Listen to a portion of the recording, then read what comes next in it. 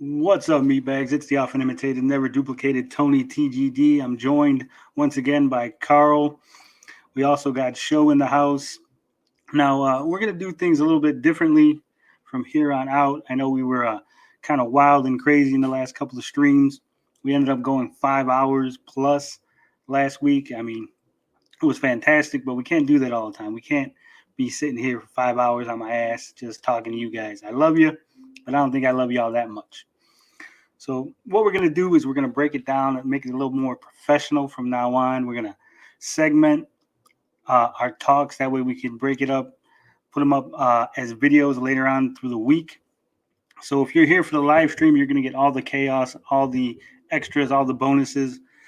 But if you can't make it to the live stream, you will be able to see this throughout the week in different segmented portions. You'll get the full Carl experience here on the live stream. You only get half of Carl when we go on video format. So, Carl, why don't you come in and say hi? Why don't you tell everybody what's going on? How was your week, Carl? How you been?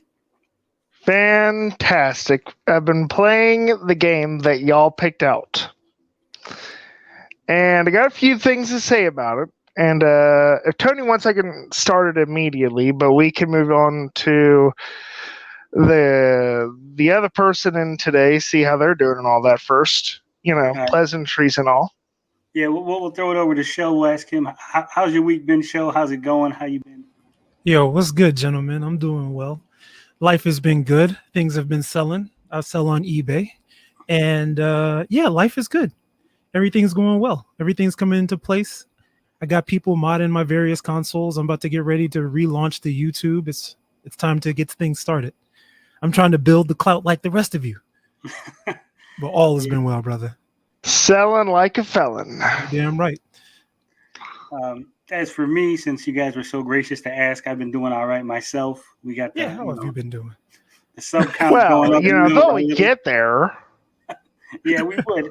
Sub count's going up little by little. You know, I got some big names talking to me behind the scenes. We're working on some things. So life is good. Life is grand. We got to you or behind your back? Both, I'm sure. But we do. I got that Shell coming. It's supposed to be here Monday. So next week's stream, Shelly will be on here, full-fledged member of the team. But let's throw it over to Carl. Why don't you tell us what the game was that you got? All right. I'm going to show y'all what I got here. Give me 1 minute. Here we go. Make sure it's up proper way first, because I always have trouble with this with Nintendo. Here it is. I got Hades. Ooh. So how was Hades? How's it been going playing the game, Carl? Give us a little tell us. Let me show you all what's included first, so you know how cool this is. It got a manual. A manual? A full-fledged instruction booklet?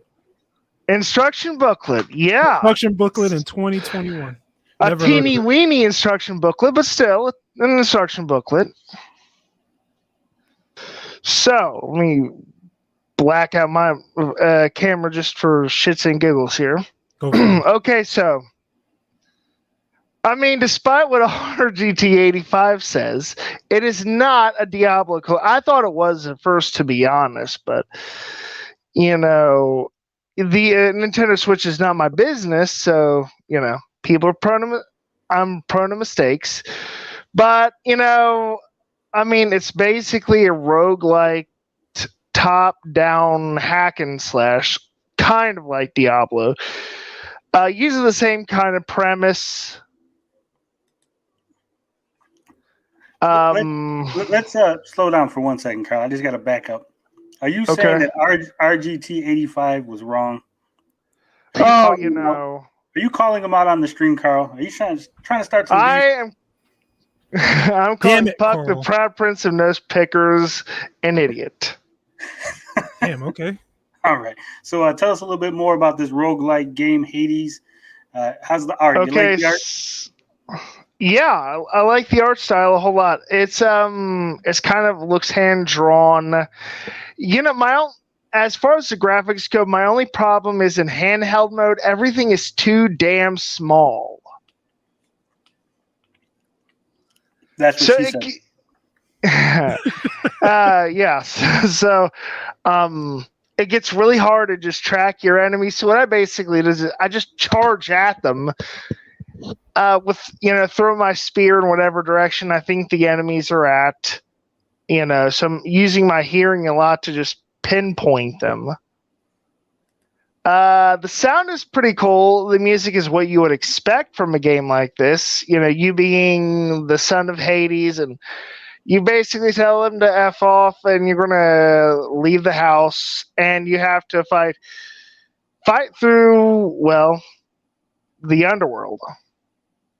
And, it's pretty rough, especially if you don't have God mode enabled, which I didn't take a shot chance on that. I enabled God mode the very moment I started this damn game up. So you hacked your way from the very beginning. Yeah, it's I've gotten as far as the first boss, or who I suspect.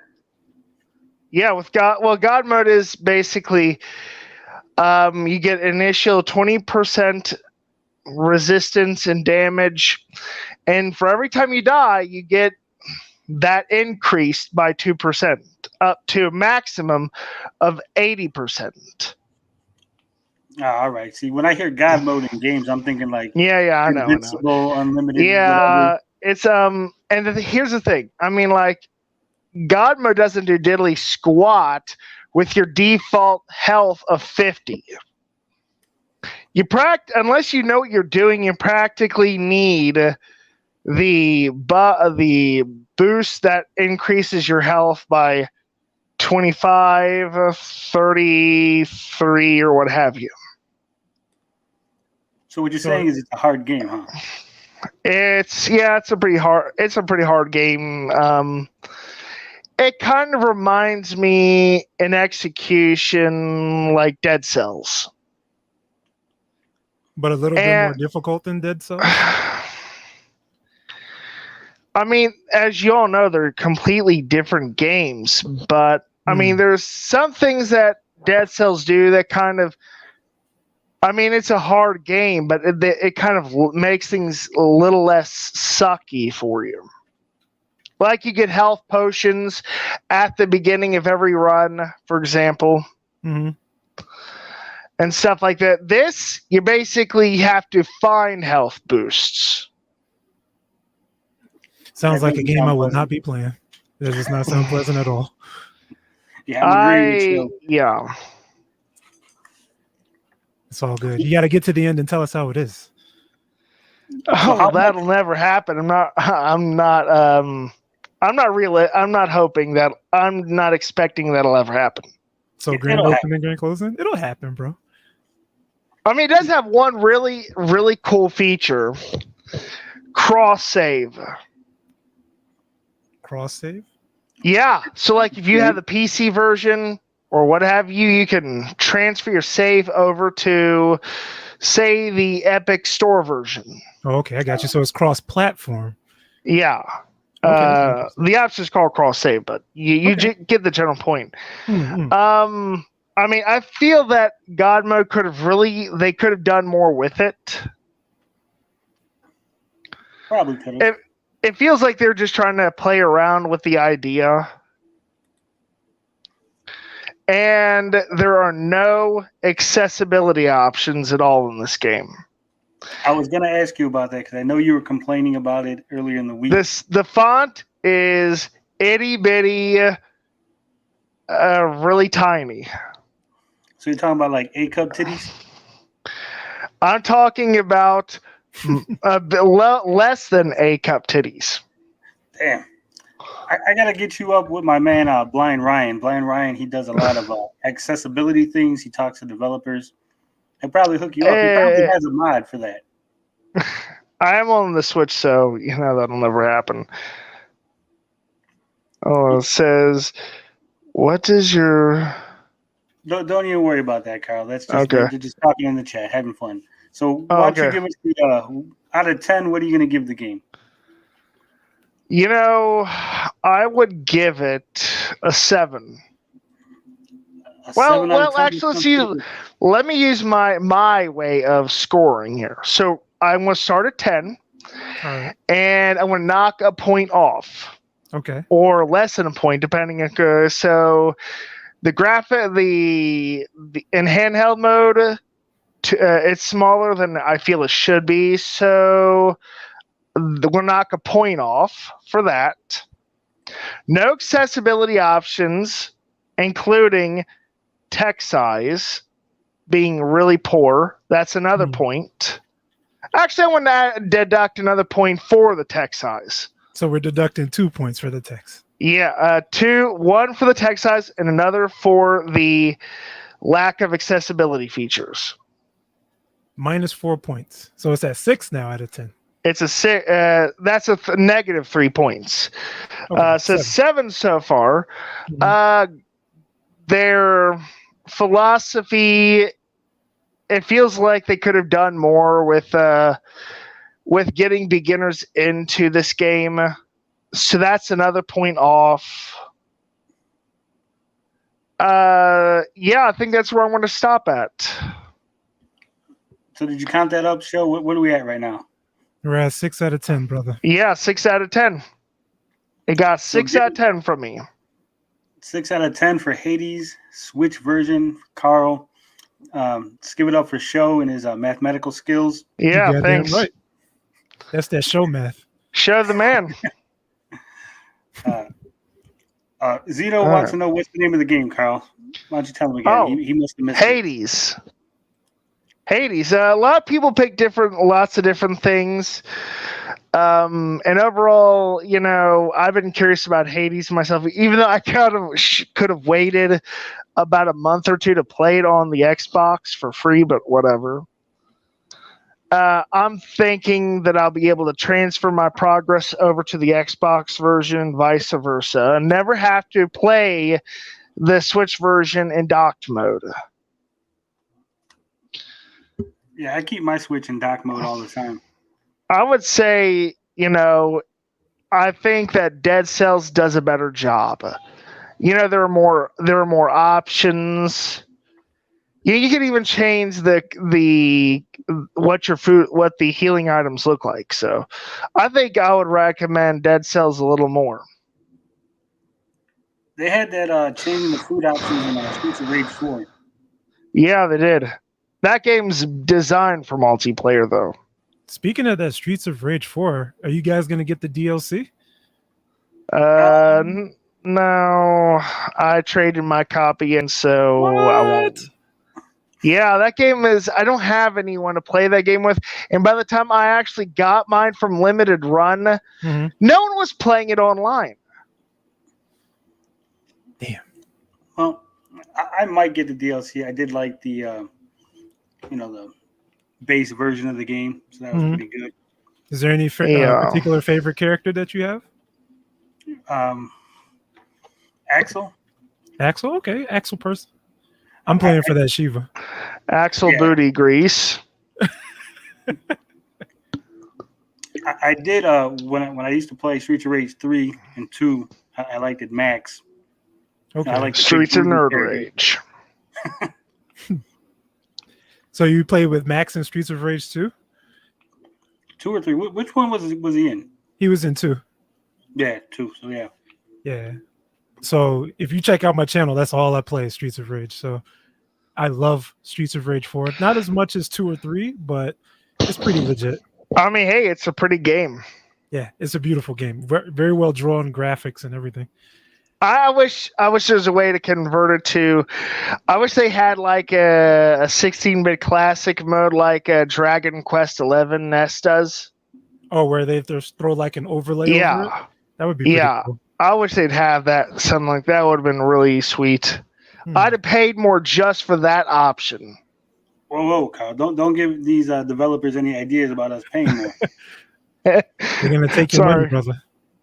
Yeah, but we're not paying anything extra. Just give us all. Unless they give me what I want.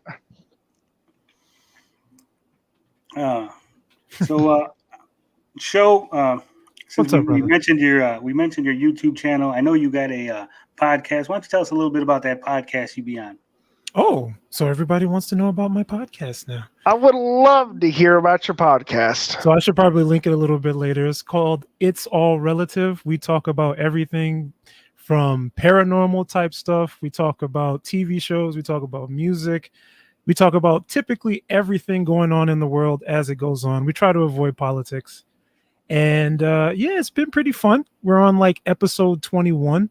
Ironically, it was I sent in a message to Pat and Ian on their podcast when they started doing the podcast, and they heard me and they were like, "Oh man, you should have your own podcast." So I turned to my friend and I was like, "Yo, do you want to start a podcast?" And he was like, "Yeah, let's get it." And so that's where that is.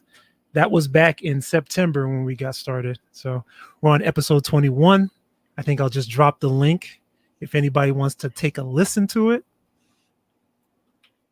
Hold on, give me one quick second. Bam. Take your time. I will say I did listen to that last show. Oh yeah, it was real good. I mean, it's easy listening. The two guys. What is it? What's your buddy's name? Josh and Tim, and Yeah. I'm Timothy, and that's my partner Josh. He's a good guy. It is. They play off each other very well. It's very easy listening. You're not going to get angry. You're just going to sit back, enjoy. You know, I really enjoyed that Urban X Explorer stuff that you were. Oh, you like the about. Urban X? Okay, it's Yeah. pretty cool. Sidekick Max. Sometimes we used to watch that stuff on the YouTube. So it was interesting hearing a little bit about it from someone that does it. Right, running away from the cops, checking stuff out. Maybe taking something every so often. I mean, they typically don't take anything when they do the urban exploration, but it's more so about checking things out and learning about the history and everything. It's I would cool take stuff. everything that wasn't nailed down. You would take. Well, you better not be doing urban X. You would take everything though. Everything, the doors, the freaking Jeez. doorknobs. I'd be Unbolt running everything. out with the stairs and shit. We could do it. Unbolt everything. We're taking it out the door. Just watch for cops. Make sure there's like no security guards. But at least up here in NY, it's a little bit more difficult to do urban exploration because they got cops on literally everything. Oh, I bet. Oh yeah. But yeah, check out the podcast. There's a couple of other things on there that you may like. We did a couple of episodes ago. We did one on COVID. We did one on marijuana. We did one on skydiving. We did another one on disc golf. I don't know if you guys know what disc golf is, but that's pretty fun. And a lot of paranormal stuff. The people like paranormal activities and such. Yeah, everybody likes ghost stories. Yeah, ghost stories are the best. I'm more of a fan of disaster flicks myself. Hmm. And Disaster documents. That may be a good one to do. Like Oh, a man. documentary. Interesting. I'll tell you, if you really want to watch something unusual, look up the molasses flood. The molasses flood. Oh yeah, like the turn of about some past the turn of the century, they had this giant tank full of molasses explode in New England. Yeah, the Great Molasses Flood, also known as Boston Molasses Disaster, or the Boston Molassacre. Jesus Christ! Occurred on January. You hear about the weirdest thing? Oh yeah, I'm gonna have to read that one. Look at Show with his good old Google skills over there. Just You goddamn right. Yeah. You got to have the Google foo to do podcasts, bro. Got to be on point. Yep. I hear you. I got like 12 fucking tabs open right now. I'm hoping the computer don't fucking shit itself. It'll be all right. The computer will be all right. We got Americam. This is a new person. I haven't seen them before, but this is where the cool kids are. The cool kids are here. So, obsessive compulsive. I did send you that link to join in if you want to talk, because we're going to be talking Amico next. Everybody loves that Amico. Amico? Come on, obsessive. So if you're just joining us, we're going to do things a little bit differently. We're going to have segments on the show. We're going to talk about some stuff, take a couple seconds break, let anybody who wants to join in. Max 4 people on the stream at once. If you missed the live stream, we will upload it again in sections throughout the week. So you can listen to, easy 10, 20-minute sections. You don't have to go through a 6-hour live stream. I'm trying to be professional. I mean, we almost got 180, 182 subs on the channel. And you managed to do it without kicking me. Not too hard. So I'll give Obsessive Compulsive a couple more seconds, see if he's going to join in. If not, I guess we'll just go on and talk some Amico. Amico. I'm all about it, brother.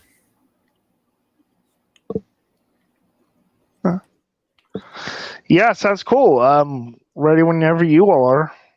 Well, I guess he's not showing up. I guess he must not have checked his Twitter. Obsessive, right. No. Well, we will push on. So, as you gentlemen might know, there was a event for the Amico at the Crayola Experience.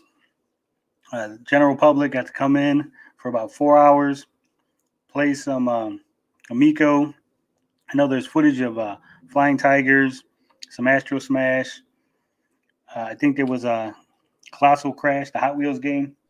I think you mean Astro Bastards. No. But we got Obsessive. Here he comes. All right, I'm going to add him to the screen. Yay! He was a little late.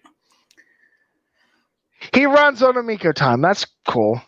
Welcome, brother. Welcome. Yo, man, what's up? All right, so like I was saying. What's up, guys? What's up, Gary? The big event at the Crayola. I want to know how you guys feel about it. Is this a good thing for Amico? Did they knock it out of the park? Do you think that there's going to be, some buzz generated due to this? Do you think it's a good strategy for them to hold these events going forward? What are your thoughts? Carl, let's start with you. Well, I mean, they were smart about it this time by getting people to advertise for them, like Saggy Melons, or as I like to call her, Undefeated of the East, since she did so well in skiing, apparently. So yeah, I think that was a really smart move on Tommy's part. Good job, man. You did a good job. Yeah, I did see that they'd actually put it on Twitter like 2 or 3 days beforehand. There was a little bit of advertising for it. So, I mean, that's something. We're getting progress here, boys. So do you think it's going to have a lasting effect? Are these kids going to remember the Amico and want to buy them, Carl?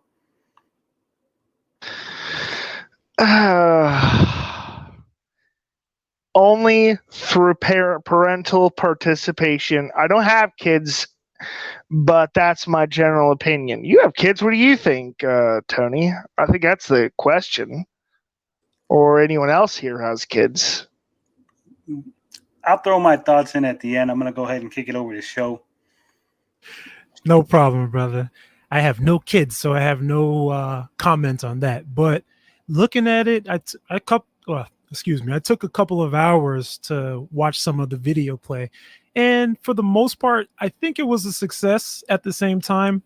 However, I'm not sure if it moves the needle either way. I was taking look at a lot of the imagery and stuff that they had. They had like the little info cards on the table. And I think it was Mike Mullis's kid that held one up. And if you looked at it, it was an info card, but it didn't have like any release date. It didn't have anything that we didn't know already on the card itself. So it may have been for the parents that were there, but at the same time, this could have been a point where they could have said the new release date, or they could have confirmed or denied this current release date of October to be not happening or still happening.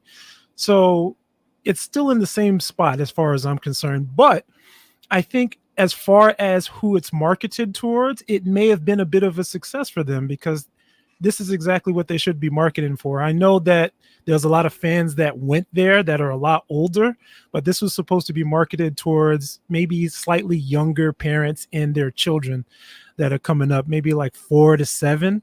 And it looked like they were really having fun. So I think it was a success for them. But for the people overall, like people like us, I don't think it was that much of a changer. So that's my opinion on it. Yeah, I'm pretty much of the same mindset. I got a lot of the same thoughts as show, but I'm gonna go ahead and kick it over to Gary, obsessive compulsive gamer. Give us your thoughts. Did you think it was a big victory? Was it a home run for the Amico team? Oh, I've actually been. We just went up north. I haven't had time to check out the videos yet. I'm kind of dying to see exactly what they showed. You guys were talking about they were showing off skiing. They did show off skiing, flying tigers, Astro Smash. Yeah.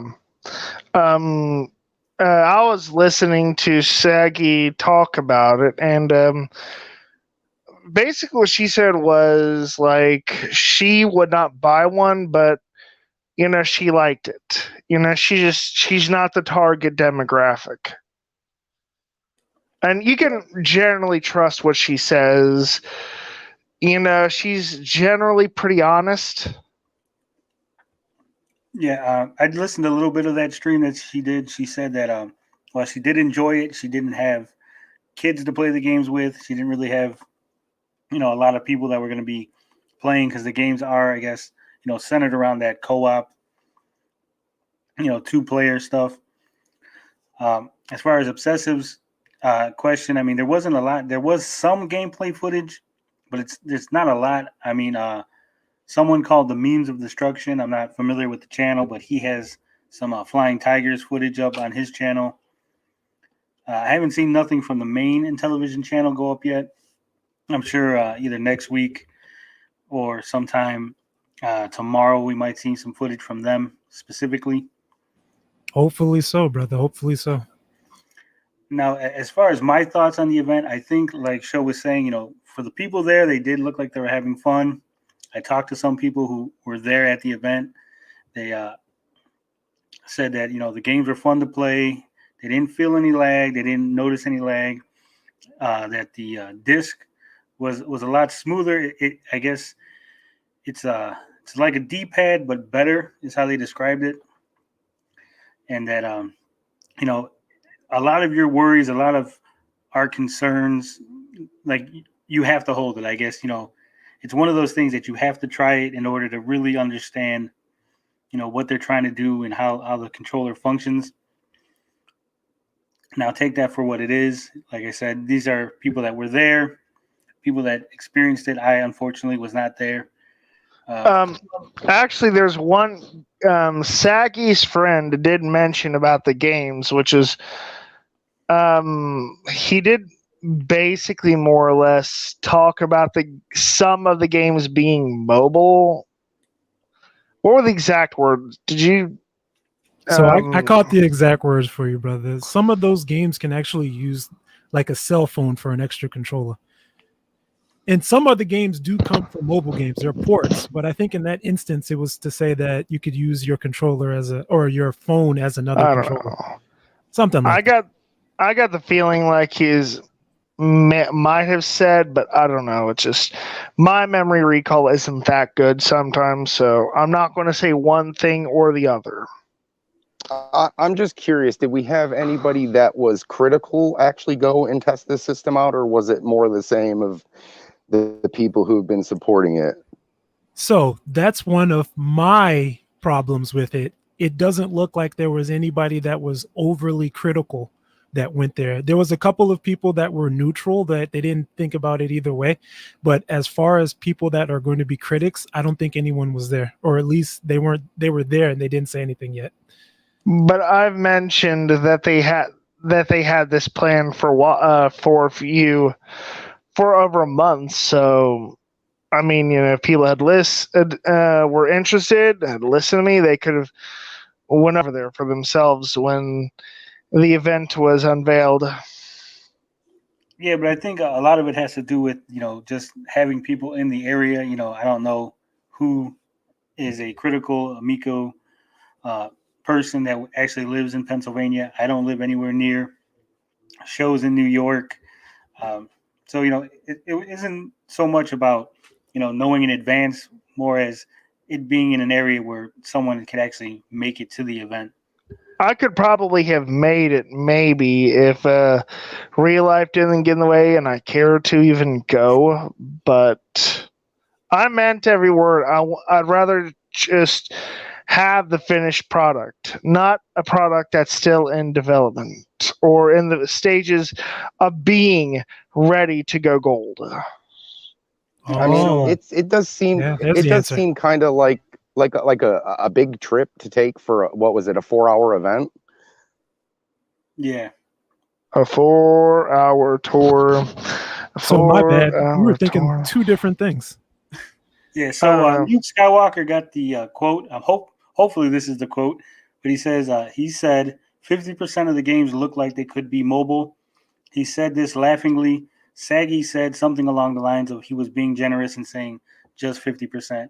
So I guess it's more That's the it exactly. That's it exactly. Thank you. Confirmed. there it is. It's more of the same criticism that that we had all along. The game quality looks like mobile games. And like Show was saying, Evil Knievel was a mobile game, so that makes sense. The Breakout demo, obviously that was on PC. We know that. Moon Patrol had a mobile demo. So, I mean, they're not high quality games as far as AAA or even AA studios, but that was, what we already saw. We knew this going in. I mean, if you think about it, if you take away the controllers, which are basically 140 total, you're basically talking about $100 system.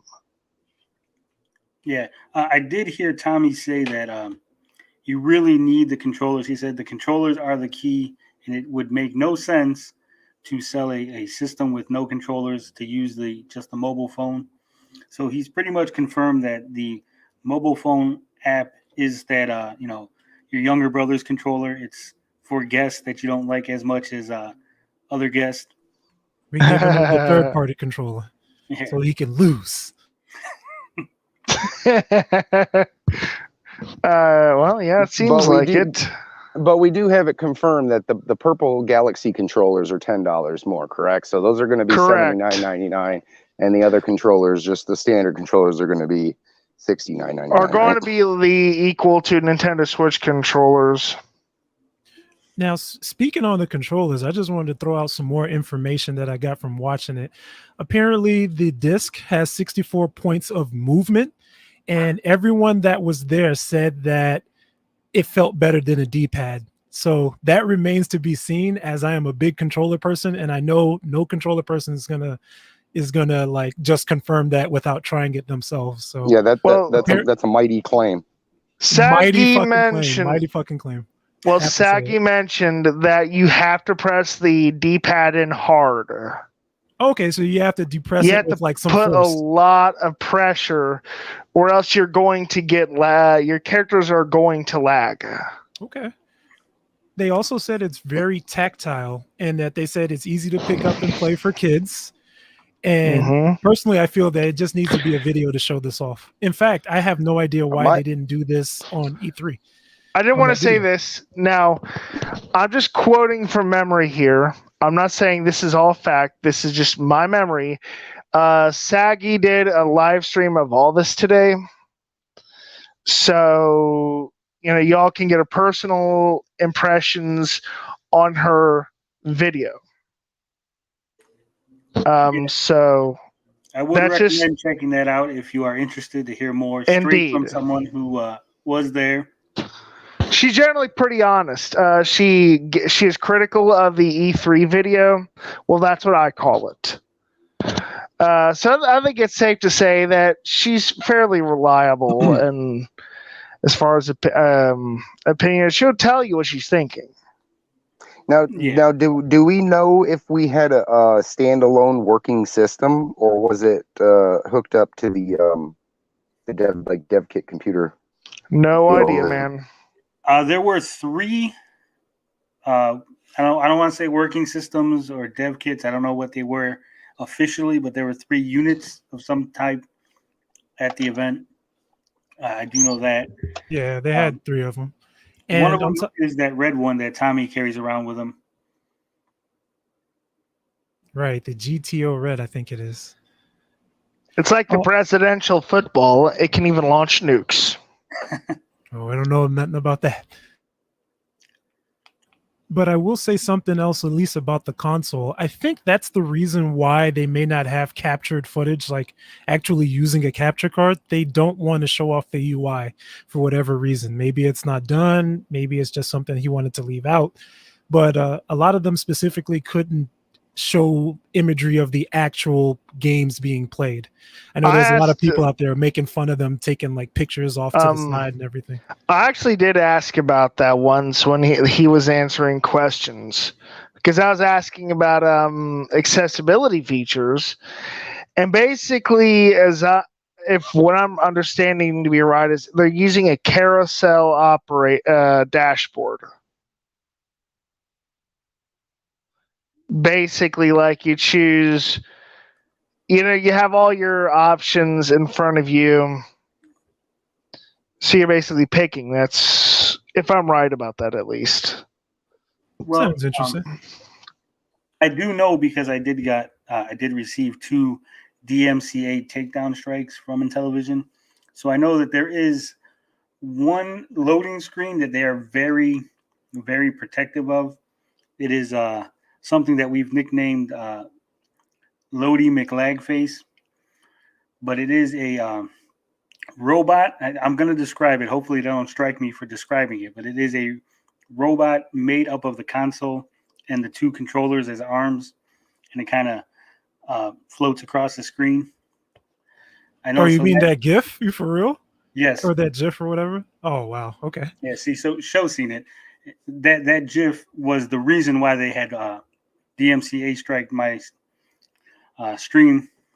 I guess they don't want to show it off. I guess that's one of the big reveals that they're going to do.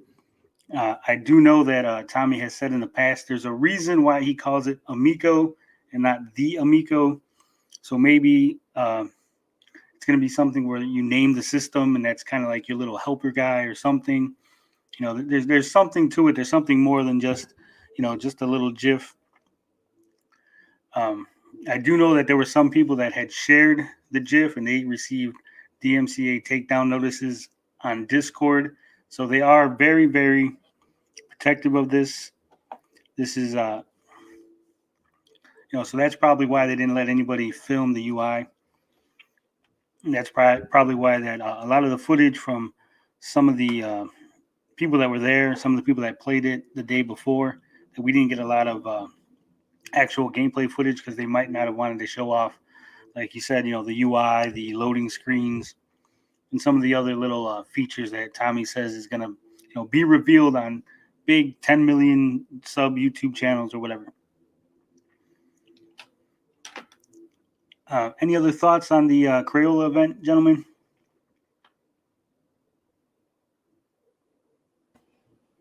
As far as other thoughts, I mean, honestly, they could have really just. It leaves me with more questions than anything. Like, how could the E3 video be so bad if the console is in a state where they could show it off a little bit more? I just don't get how that all happened. I mean, if it were me, I'd be planning for the E3 event ahead of time. Right. And they could have used the same consoles that they brought to this Crayola event. Yes. Instead of using stock everything, stock imagery, stock footage, that's just stock me. Video, all of it is just silly. I'm not saying I'm Intellivision. That's just how I like to think I would have done it. So, and and that's where a lot of the criticism's coming from. If I understand you bring up a good point, Show, that maybe Tommy just doesn't want to show certain things by hooking up a capture device, but I still think those things could be edited out, and you could still put your best foot forward and show us something new. Now I have to go back and watch this footage because I've been busy all day.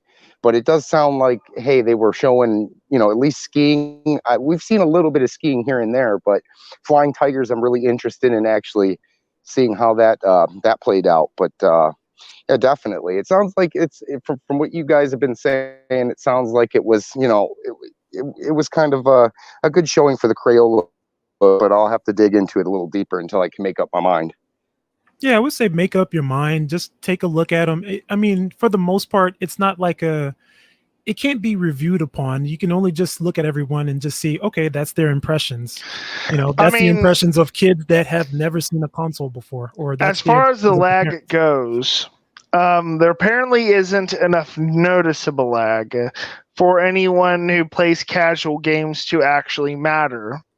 But if you're playing precision games on it, maybe it would matter more. I don't know. Well, I mean, Tommy and Intellivision have had quite a bit of time to get this lag under control, and that to me was never really the big issue. I figured, they would get that lag under control eventually. I think it's just been Tommy being, kind of, I don't want to say deceptive, because we don't know for a fact, but it just seems like that. It seems like when you keep things under lock and key, that it just comes across like that. And I think a lot of people for 2 years have just been craving more, more of, I'm going to just games, whatever. My impression is that he's doing this thing where he has an answer for everything. Maybe that's not the case. That just feels like it. Okay. Well, so let me just jump in real quick. Obsessive. Let me because this lag issue, everyone wants to know about it. There was a Nintendo Life article in which they said that they had experienced lag, but Tommy told them that it was due to a battery issue. Whether that's because the battery is not secure in the controller correctly. Oh, come on. Maybe the battery, it wasn't charged. They're not charging. They're not holding a charge. Maybe that's the part that they're missing. Maybe that's the reason why the batteries aren't functioning properly.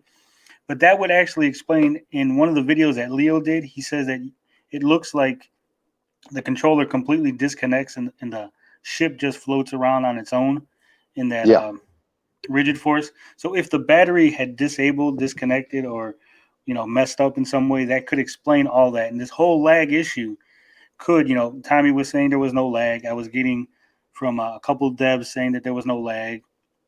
The Amico fans saying no lag. It could have all been just a battery issue making the appearance of lag, and he just didn't want to say, hey guys, there's a battery issue, because then, anytime if you would just said there's a problem. If you would just said there was a battery issue, I think people wouldn't have cared so much. Carl, some would have. To be fair, I think there's a certain group that at this point, I don't think any answer is really gonna. It doesn't matter what Tommy says. I give him the benefit of the doubt, but the biggest thing is it's the fighting. It's like a lot of people have said that he just needs to go away. He needs to go away, let somebody else do the talking, and then just they just need to work hard on the system. That's really all there is to it. That stream, he was talking to Saggy, and I basically said something along the lines of, why are you, worrying and focusing on this? Why don't you just move on about the whole thing? Because, worrying about it doesn't matter as much. It's not healthy to obsess about stuff. And I come from a family of obsessive compulsives. So I'm kind of speaking from experience here. It's not healthy to worry about that kind of stuff. Okay, so Saggy says... Chat, oh, hey, Saggy, what's up? I'm not trying to trash you. All right, Carl. Saggy's in the chat. She's saying that the controller's lifespan is about 6 hours. Now, I would like to ask a follow-up on this, because is that 6 hours using it just with normal gameplay? Because I didn't see any motion control games. I didn't see any games that really took advantage of all the features. And I'm wondering, is the battery going to last 6 hours, of Bomb Squad, or is it going to be 6 hours of Flying Tigers and 4 hours of Bomb Squad? You know what I'm saying? Right. And the point that Tony, 6 hours. And the point that Tony makes is that you got to remember that these controllers have LEDs that flash on each side of the each corner, if I'm correct. And like he said, you got games that are going to use motion controls and all that. So 6 hours does seem like a good time, but is that with the LEDs popping off, and is that with there's rumble in it, right? Yeah. Okay, so yeah, rumble and motion controls. I would assume that's gonna affect the battery life. It should have been a question that was asked by somebody that was thinking a little bit more critically, but If not, it just remains to be seen. It would have to be someone actually running that test or asking Tommy that question. Oh yeah, can someone Yeah, but 6 Sagi hours is posted a not new bad. comment. Yeah, compulsive. Yeah, yes, she's basically saying agreeing with OC. And the other question I have to ask is, does Saggy know how far the controllers can be from the console? Yeah, what is the range? That is a good question. That's a good question. Let's see. So if Saggy knows how far, what the range is on the controllers, that could also be a reason why the the functionality was messing up in some of the videos. That could be, yeah. I don't think about it, but like anyone who's ever had a Nintendo Wii U, that gamepad had a ridiculously short range. Yeah, that's what I've heard. So yeah, it's unfortunate. Saggy saying standard Bluetooth. Someone said 3 feet. I'm not taking this as gospel. This is, I'm guessing, just something she heard. She's not 100% sure. So if it's more than 3 feet or less than 3 feet, don't jump on Saggy. She's just relaying information as she knows it. Yeah, it's just Saggy just telling you what she knows. It's something. If something turns out incorrect for some reason, not her fault. So do you think this is going to have a lasting impact? I know I checked on Twitter before the stream, and basically no one, there was no mention of Intellivision Amico on Twitter. There was no mention of Crayola and Amico, just using those two words together. There was something, some stuff from Saggy, from Retro Bro, the guys that were there. But as far as like third party, outside people, just a regular mom that happened to be at the event, there was no tweets from any of them. Nothing on Instagram. I mean, personally, I think that this was, it wasn't geared towards any of the upper, journalists. I think definitely more of like more testing in the demographics. I think you go to the Crayola, what is it, the Crayola factory? You go there because you're going to get kids to come in, and you're going to get those mothers that he was marketing. So I think that was a good push to see, if he's going to sell to kids that are, 4 to 8, maybe 4 to 10. Otherwise, I see those kids, like I said multiple times, my kids play a lot of craft in Roblox. So it's going to be hard to get those who are invested into something like the Amico. But I do think kids around 4, 5, 6, 7, I think those are what you're targeting when you go to somewhere like the Crayola factory. So that's at least my take on it. I agree that is the target demo he's going after. That's what he said. But what I'm saying is, tomorrow, are the kids going to be talking about Amico? Or are they going to have forgotten about it? Kids have short attention spans. They're going to forget about it, brother. They're going to forget about it. I think they were excited. Thing. When it's ready, it's ready. You know what I mean? They'll be excited when they get it. But at the same time, as far as visibility, it was next to zero. I didn't see anybody talking about it on Twitter. I didn't see, aside from the Reddit that's for Amico, Atari Age. I mean, whenever I played, nobody else was talking about it. When I played, and chose correct. Go ahead, Carl. Well, I'm just saying, when I was a kid, whenever I got to play stuff like that, I never forgot about it. But I think what Cho's trying to say is that this is a good thing that, it's due out in October. I think Tommy really needs to either announce a delay or ramp up on their marketing. He says he hasn't started marketing, but we all kind of, it's you splitting hairs, Right. That's kind of ridiculous. You haven't started. Right. I personally think you're marketing because you're out there, right? You're posting videos and you're talking to YouTubers. That is a form of marketing, whether it might not be their grand scheme, their overall grand scheme of marketing is, like I said, splitting hairs. So he really needs to either delay this or really start ramping up, because I think a lot of the guys who are invested into this and who do have systems that are pre-ordered, he can't afford another delay. And if he does delay this, he really needs, and I don't want to say in a excuse, but he needs a good reason why he's delaying this. Regardless if he does or not, he needs to explain to these people who have backed this from day one for 2.5 years now. They need a good reason to stick with this at this point. So I may have an answer for that. I'm not sure if it's the right answer, but in talking to Kevtris, he was mentioning to me on how they don't have any of the compliance testing done, which may have something to say for why the controller like has Bluetooth issues and radio issues. So that may be part of the reason. I know maybe Saggy can clear this up. I could have swore he did say they were done with compliance on that interview. Or maybe I'm wrong, but I could have swore I heard that. Maybe I'm wrong. Maybe she can chime in. I know on the Atari Age forum, he said the typical, wouldn't it be something, what if I told you we were finished with compliance? But he didn't actually say we are finished with compliance. He just said, wouldn't it be something? Now, if you go on the FCC website and you look up Intellivision, you put the company in, nothing comes up as far as yesterday. I didn't check it today, but I did check it yesterday. Nothing came up. Now, they could be using a shell company to do the compliance testing. I know Microsoft does that. Sometimes Nintendo or Sony, if they're coming out with a secret project, they're trying to keep hidden from the public. I don't see why Intellivision would do it, but it is a possibility. I'm not going to say that that's not possible, but as far as Intellivision itself, nothing came up when I checked. Okay. And then I think I've always told you guys about the entire, the trademark angle is what I'm going to use. If you look up the Intellivision Amico trademark details, it has not been passed either. It's actually got a third extension while other things is going on. So it has not even passed the trademark. I'm not sure if they're allowing it to extend while they work on compliance, because you can extend the trademark for filing 5 times. And I think each time is like 6 months, and they're on their third extension. So they got 2 more that they can do.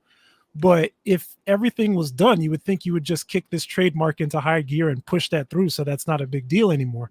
I know a lot of people aren't talking about trademarks, but this is one of the reasons why certain companies can't get stuff done either.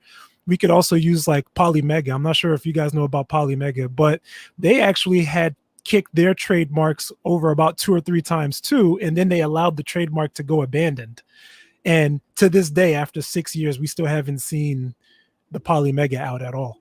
So it's probably a different story for the Amico, but it's really interesting that they just haven't like resolved this issue at all.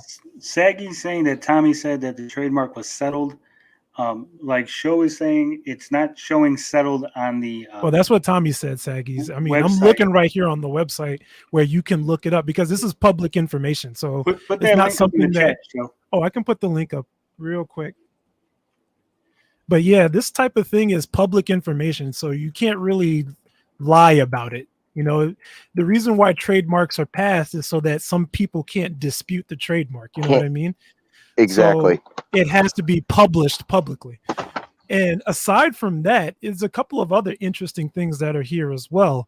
They actually have another trademark known as the Intellivision Prism. I don't think anyone knows that this trademark exists under Intellivision Entertainment. And it looks like it's actually been held up for what's known as suspension. So while it's suspended, it's actually here while they're resolving other trademarks. If you were to dig a bit deeper, this is like an entirely different story, but I do believe they've been having a bit of contention with another company known as Amiga. So they may be fighting over the name Amico, but whenever it resolves, they can at least use Amico as a word. That may be it. I don't know. But all I know is that it's something that's published publicly, and you can't necessarily lie about it and tell people that it's been resolved when it hasn't, because they will say it. I don't blame you for taking the word of Tommy. I mean, he's your friend, take the right? word of Tommy, there's nothing to be sorry about. There's nothing to be sorry about. You don't have to explain it. He's your friend. That's right. What friends do. But you do got to understand, like at least my side of it, and other people who have been critical. When we see certain things that have just kind of haven't added up, we do question it a little bit. It's I don't want to call Tommy a liar. That's why I'm very careful with what I say, because I don't want to outright call Tommy a liar. But I do have my doubts. That's all. So I mean, and if it I gets wanna say resolved, about it gets resolved too. So it's not Um, the biggest deal. yeah, it's not a big deal, but here's the thing. Yeah, because we want to have all the facts, all the correct information out there. Amiga is not disputing the trademark. The company that owns Amiga, Cloanto, they're disputing the trademark because they're claiming that they're going to come out with their own mini console of Amiga games, and because Is it Amiga, what was that? not me? Um, because Wasn't me Coin, either. yeah, I think it was obsessive. We lost him, but Oh,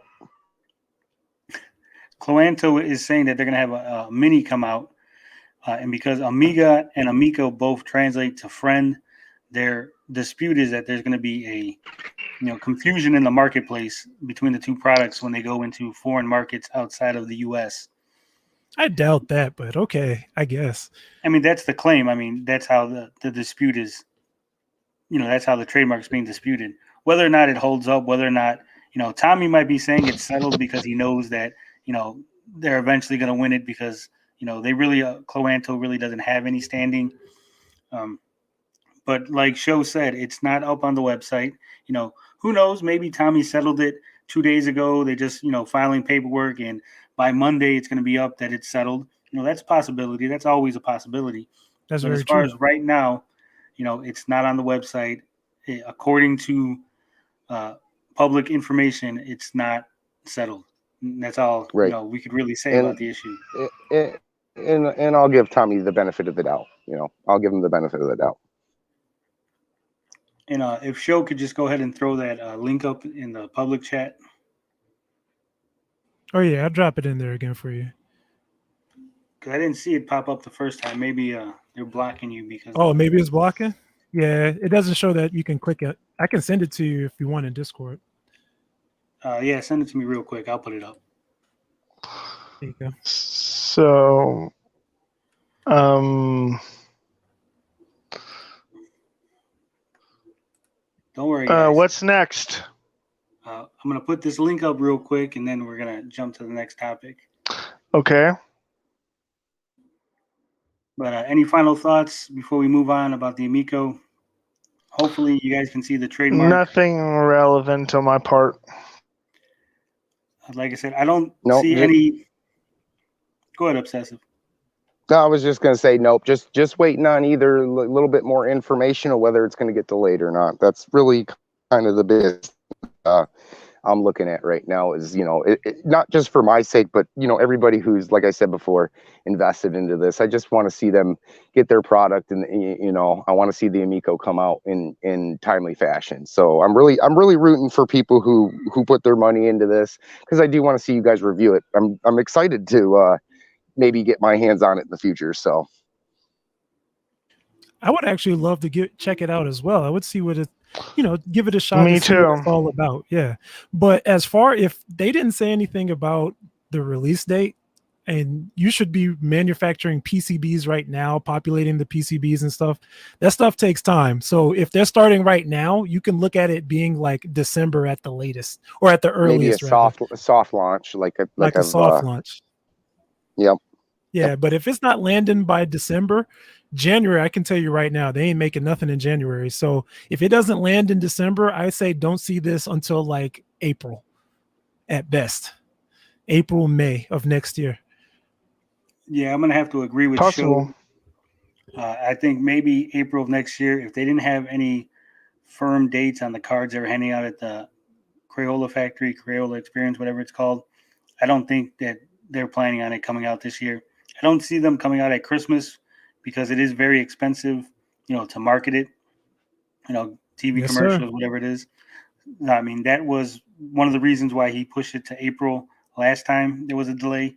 So we might see it back in April next year. Tentative date. It would be kind of funny if one of the YouTubers' kids said something out of place and they got grounded for it. Nah, hopefully nothing like that Hopefully happened. not. Hopefully it's all good. So we're gonna go ahead and just move on off to the next topic here. But before we do that, we do have a sponsor here on the channel. I have sold out. I am easy to be bought. So any other sponsors listening, let me know. But let me do this ad read real quick. Have you been online? Have you been insulted, been dunked on? Are you suffering from the butt hurt? Then get Ass Magic Ass Cream. 1 dollop of Ass Magic will cure all your butt hurt. If people are making fun of you, if people are making videos on you, and you just can't handle it, Ass Magic Ass Cream. This will cure even the most terminal case of butt hurt. Now, if you go to assmagic.com and put in the promo code I look like a thumb, you will get 25% off a 2-gallon drum of Ass Magic Ass Cream. What we got to do for money around this place? Well, what did they pay you to do that? That one was free. I did that one. Well, on that note, boys, my ass has got to get back to the fam, enjoying a bonfire up north. So I enjoy talking about the Amico, and I appreciate you guys having me on. All right, no problem, brother. You should send Tommy a tub of that ass cream. No, Carl. He seems to be getting better. He seems to be chilling out. Things are coming together for him. But we're done with the Amico. We're going to shoot it over to something that we briefly touched on last week. We were talking about old cartoons. So I'm going to go ahead and throw this out. Which old cartoon would you like to see make a reboot? Something that hasn't been done yet. Carl, what are you thinking? Oh, it's got to be the Centurions. Oh, man, that cartoon was amazing. A group of guys, and they all had these battle assault systems which attached to their suits. So they could be like helicopters or motorcycles or stuff like that. I don't remember that cartoon. When did it air? Like 80s, late 80s? 80s. It's it was from Hanna-Barbera, I think. It's I might have to look that one up later. I'll send you a link. Later. And mine's is very easy. I would love to see Samurai Pizza Cats. If you've never seen Samurai Pizza Cats, you should watch this show. It's beautiful. It's wonderful. And they're always going up against Pizza Cats. Yes, sir. That came out in the 90s. Town, 3, 2, 1. Look at him. He already knows it. Oh, yeah. I've seen that show to death, just about at least. You got a favorite character on there? Speedy Cerviche. Okay, same as me. All right. I mean, the girl was okay, but Yeah. Speedy had the swords. Speedy had those swords. Meowza had it too. Yeah. I've never seen this cartoon that you guys apparently love very much. What? It used to. It was a Japanimation that was westernized. Mm-hmm. Kind of like think of the way Golden Harmony did to Macross. And turned it into Robotech. Yeah, it was God, who did this? I completely forgot. But I'm pretty sure it was Bandai that had localized it. Ooh, one of the first videos on YouTube for Samurai Pizza Cats is the many controversies of Samurai Pizza Cats, racism, gag dub, and Disney trying to kill it. I know nothing about any of that. It was just goofy as hell. I mean, it's like the Flintstones, okay? I mean, who cares? It was in it during a time which nobody really ever associated that stuff with racism. There's something bad to be said about that, but yeah, a lot of people. It was a time where a lot of that stuff flew under the radar, or flew right over the radar in some cases too. The 90s was wild. No one really cared as much as they do now. 90s, 80s, 70s. 60s to some extent, 50s, 40s. I mean, I could keep going down. It's Point The is, English is it's legit, brother. not that big of a deal. I think a lot of what it stems from was the Samurai Pizza Cat. you do stereotypes. You put a stereotype out there because it's a quick reference. When you give them a certain accent, you give them Mm-hmm. certain words. Mhm. You immediately can recognize. Oh, that guy is supposed to be Irish, or that guy is supposed to be Right. Hispanic. I mean, and I And said that goes- this. Go on. Go ahead, Carl. Well, I was just saying, like the Flintstones, people always talked about them being racist or something. But if you look at the art style, they had to find a way to distinguish like Caucasians from Asians, for example. Yeah, they had to figure something out because otherwise everyone would be looking the same. And I know that's a bad excuse, but I can't think of another way to do it. Yeah, Well, if you- it was just shorthand, animation shorthand. So I mean, was it I think intent is really the key issue. Was it intended to denigrate certain people, or was it just No, I don't intended as believe it was. shorthand? No, definitely not. I mean, just think of it as that was the context of the time. That's the way they wanted to interpret things. Mhm. Everything is different now, and it's actually a good thing that everything is different now because there's a lot more care that goes into it. I know sometimes it can go to extremes, but it's way better than it was in the 90s that it is now. But it's okay. What about you, Tony? Yeah. What about you, Tony? Well, first I wanted to take a look at the Samurai Pizza Cats. People might not be familiar with it. I'm not familiar with it, so I've been getting claimed. The last couple of times I showed YouTube videos, I got claimed. Hopefully, we don't get claimed again. It's not like we make any money on this stream, not yet.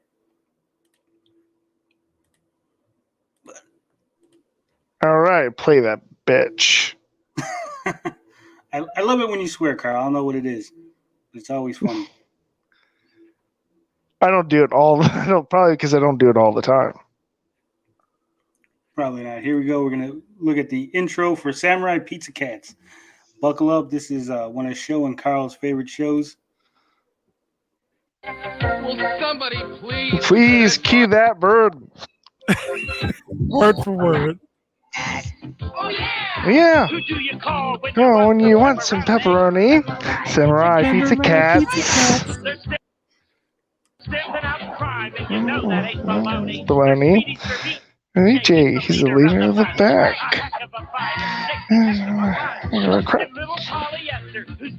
Yeah, that's a polyester. With the bad guys at bay. Your Guido anchovy, a wild romantic rover. This cat gets down. I just want to say Love hangover. It is kind of funny that they all have very, very stereotypical Italian names, and they have these. Really Yes, they do. I told you they got the RoboCheck treatment.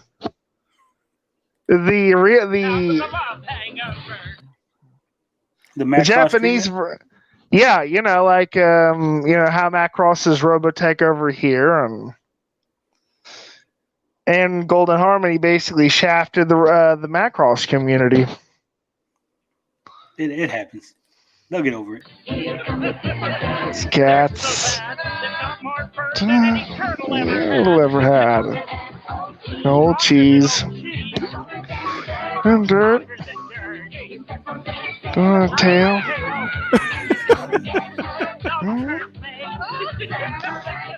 Pizza Cats. Crime all over town. 2, 1. Samurai run.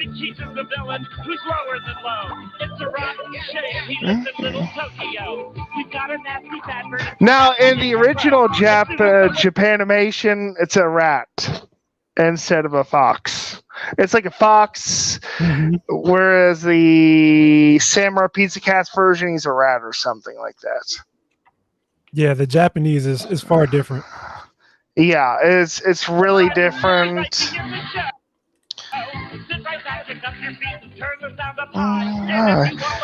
It's pizza pie.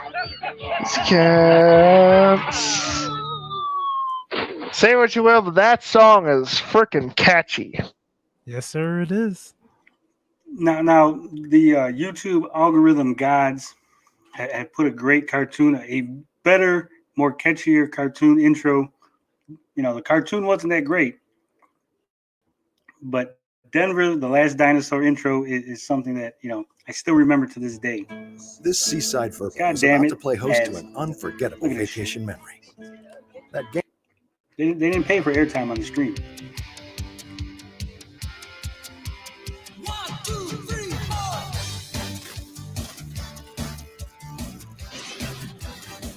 Wow, that is so 90s. Dinosaur. And a whole lot more. Denver, Last Dinosaur. Look at that. Who doesn't want a skateboarding dinosaur as their best friend? This is so Oh, yeah. 90s. I love it.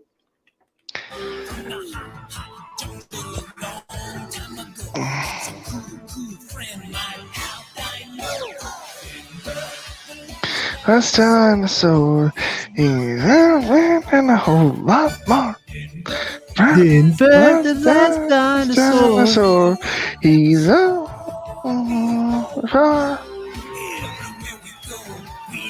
yeah.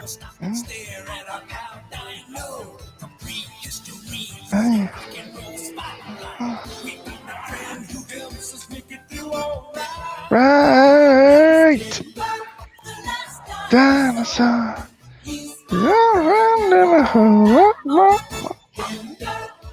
That's dinosaur. That's all. Before.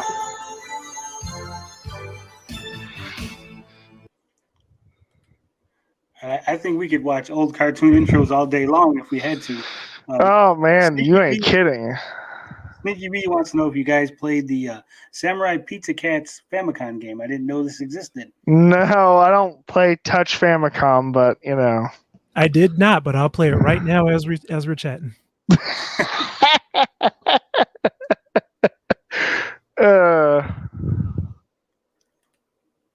I did watch the old Mega Man cartoon series. Pretty good, I must say, for a adaptation. It was a lot better than that Captain N and then the Nintendo team, whatever the fuck it was called. Super Drunken Hero, Keggerman. Did you ever imagine you would be on a stream in front of 13 people just singing Denver, the Last Dinosaur, guys? No, but it's okay. No, but we're here now, so let's get it. It's cool. Yo, that show was also legit.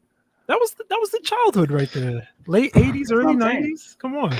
I mean, come on. The 80s and 90s were basically the same period in time. It was literally just the 80s part two. The 90s was the 80s part of the sequel. Kind The of. 90s was the 80s, just less Coke. That should be its slogan. Far The less 90s. Coke. Yeah, okay. The 80s, I'll accept that. less Coke. 80s less neon and Coke. Now, I think for me, a cartoon series that I would love to see come back would probably be Silverhawks. You know, okay. I have a defense why that's not a good idea. Why is it not a good idea, Carl? The Thundercats remake.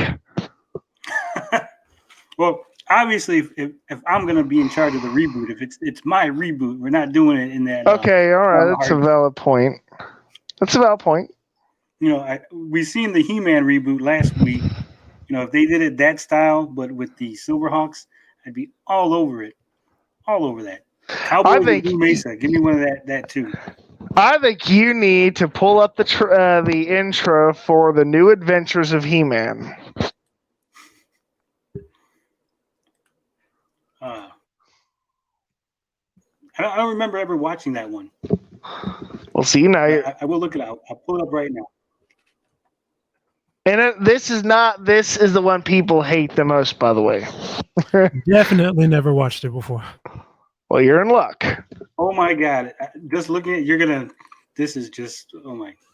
Very ridiculous. What I'm looking at, just a little Oh yeah, thumbnail. it's pretty ridiculous. Yeah, Oh, it's man. just kind. It's definitely goofier. If you thought He-Man was had some male on male undertones, this right here, this is oof.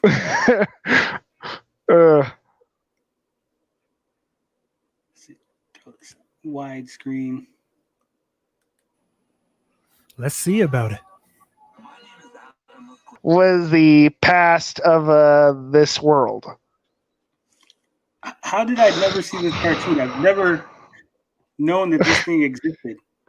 I missed it Neither have myself. I kind of ran into it by accident once upon a time, so that's the only way I ever knew about it. Complete with obnoxious robots and fully dressed men. These look like Spandex G.I. and Joe. all. It's like G.I. We're not And going to that watch is- the whole episode, guys. Sorry. And that When I- is the new adventures of He-Man. I'm gonna have to check it out. I just want to see what it's all about. I'm with Show. I'm going to leave this tab open for For later. real. Continue the conversation on that thing. Uh, It better be good too.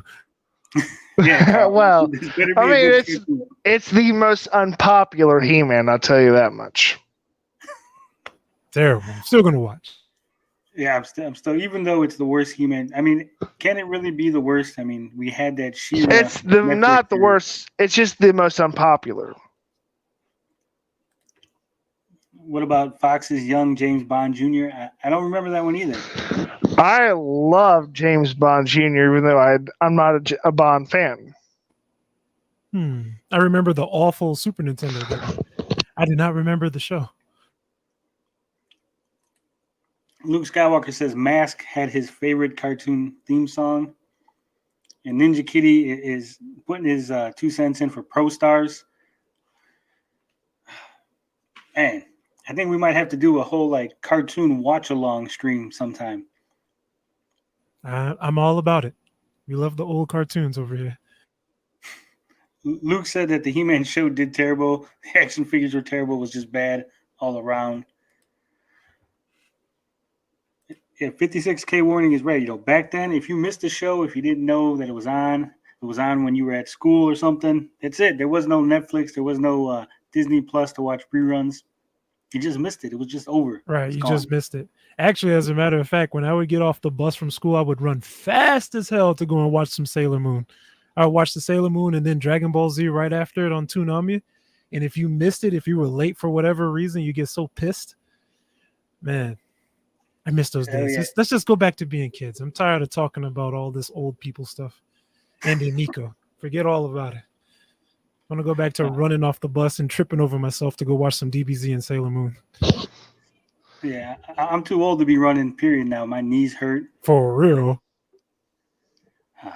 To be young again. I remember coming home trying to watch that Power Rangers. I was probably what's too old to about be it? watching it, but I was out there. Loving Which it. Power Rangers? The original. The original? Hell yeah. My favorite was The Dancing Zack SPD. original? Got you. Which one you say? SPD. Oh, SPD. Damn, not bad. I think I stopped after Zeo or whatnot. Yeah. Zeo was pretty good, but it just Zeo's left a pretty legit. lot. It just left holes in the plot afterwards. It did. You but I know, can't like, argue writer's block. It's possible. The writer's block is possible. I know if you are interested in Power Rangers, Link Cara does a history of the Power Rangers. He has videos up, goes over in excruciating detail, the plots of each season, behind the scenes stuff, So if you are interested, I would recommend that history of the Power Rangers from Link Cara. I remember being so enamored with the Power Rangers. I actually went and saw the movie when it was in theaters. I had to drag my The younger movie was better than the series. The movie was pretty good. I remember everyone was cheering. I was surrounded by a bunch of little kids, mind you, because I was, like I said, probably 2 or 3 years past the Power Ranger age. So I was in the Man, theater with a bunch of that You little still kids. watched it though. Like Hell yeah, everybody dude. else, brother. You damn right. I watched I mean, it's not that bad. At least you weren't the And there are plenty of other embarrassing occasions, so it's not that big of a deal to be the only adult in there watching Power Rangers or what have you. But at Well, least I'm when not that that old. well, you're not that old. But I was gonna say about the movie, the dude that played Ivan Ooze, he just like commanded the entire movie. Oh man, he was a If you're talking great about that bad one, guy. he really was. He was a great bad guy. Oh. I mean, I could just go on forever about. And, He of all the cleared that bad, scenery up. I mean, of all the bad guys in cinematic history, I think he's probably one of my favorites. He is one of the best. Besides Jack Nicholson as the Joker. oh, don't even get me started on that. I did not like Jack Nicholson as the Joker. Send all your angry hate mail to the show. And he'll deal with that. It's coming. It's coming to you. But I'm not a fan of. I watch the Batman movies as movies. I've never read a single Batman comic book in my life. So yeah. I think I read maybe one Batman comic. Wait. Let's park there. Let's take this bus back a minute. What the hell do you mean you didn't like Captain N? You didn't me? like Captain N? You didn't like Captain N? No, I did not. What? Mega Man's voice, they had that like weird voice for Mega Man. Yeah, it was like a nasally voice. King Hippo was like blue. It was just weird. It was just a weird overall. Simon Belmont was all like goofy. I like that Simon Belmont over the video game version. I don't know about that. Simon's a boss, just not in Captain N. I mean, Captain N. Simon was a narcissist. Let's call him what he was in the cartoon. I mean, the thing was, it's basically about what if you're trapped in a video game world. I mean, it had a decent premise. I just didn't, the execution was just not. Next thing you'll be saying, definitely not there. Next Same thing for the Mega Man one too. Next thing you'll be doing is tell me you hated Mask. No, I like Mask. Mask was good. I don't think I had any of the Mask toys. Oh, we had a few of them at least. But in case anybody wants to doubt me why this cartoon was no good, we'll just play the intro. Because that's what we're doing now. We're watching old intros. Okay.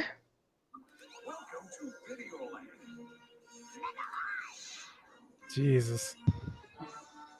Kid Icarus, I hated Kid Icarus.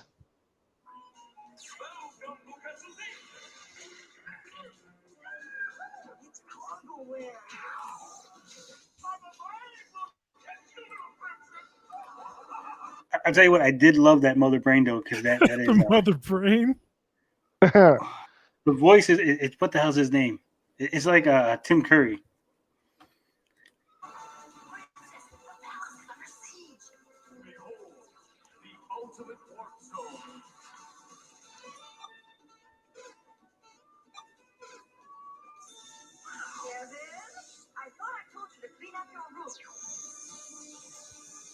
Oh, Kevin, you didn't clean up your room, so now you're stuck in video game land.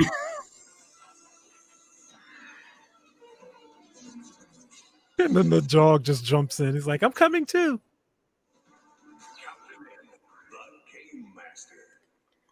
I always thought it was weird. You had Captain N. He's in Nintendo Land, but the big Nintendo, there's no Link. Where's my Mario? Wait, no. Yes, there is Link in Captain N. But not in the main cast, is what I'm saying, Carl. No, he wasn't. I know there's like an episode or two, like some one-off episode or something. Okay, that's a valid point. Well, excuse me, Carl.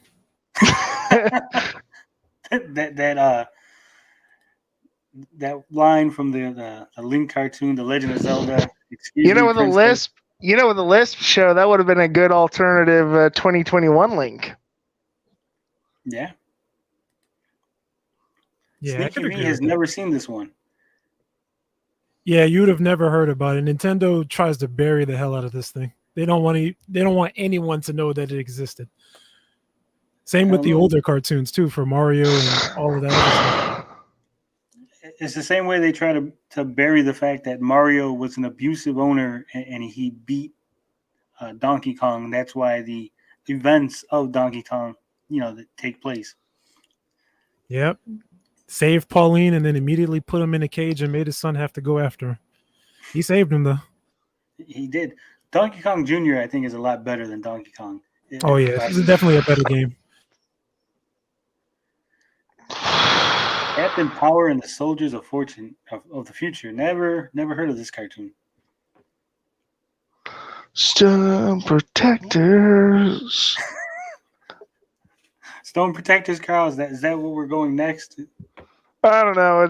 That's got a great song. The best intro songs are of that point are King Arthur, Knights of Justice, Stone Protectors, And What was the rest? I mean, those are the best. The others just kind of blah. I mean, besides Samurai Pizza Cats, hey, look for the intro for Centurions. Or hell, look for the one for Mega Man. well, here's one that I think that we'll enjoy. This is a cartoon that I think needs a reboot. One that a lot of people don't really talk about, but we're gonna go here. All right. I'll tell you what, the copyright claims are gonna be outrageous on this stream.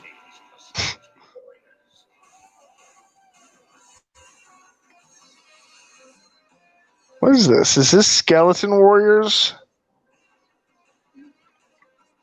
Yes, it is, Carl. Oh, I knew it. I have never seen it though, but that animation looks just like X-Men. I think it's the same studio as X-Men. Oh, is it? Yeah. Damn, I may have to watch it. Yeah, it's not bad. It was one of those one-off cartoons, though.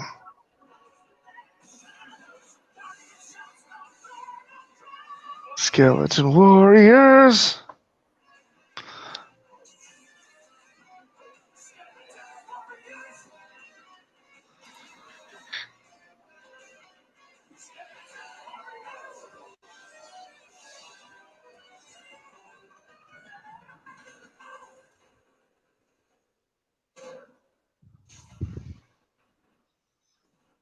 Damn, okay, I'm gonna check it out. But I think Skeleton Warriors needs a reboot. Pirates of Dark Water, if you ever seen that needs a reboot. Pirates of Dark Water needs yes. a reboot. Especially since they never finished it the first time. I didn't even notice. I would just catch it every once in a while when I was home. I think on a Saturday, it was airing over here. Right. That's also another one that had a great intro song. Actually, Pirates of Dark Water reminds me of like Gargoyles, like an actual cartoon that has a very good storyline. Like something that's like watchable. I think I tell you one that really needs a. Wait, what's up? Let me jump in real quick, Carl. Sneaky V's mentioning the Skeleton Warriors Sega Saturn game. He says it ain't bad. It's also a side scroller. And little known fact, everyone's favorite video game composer did a track for that game.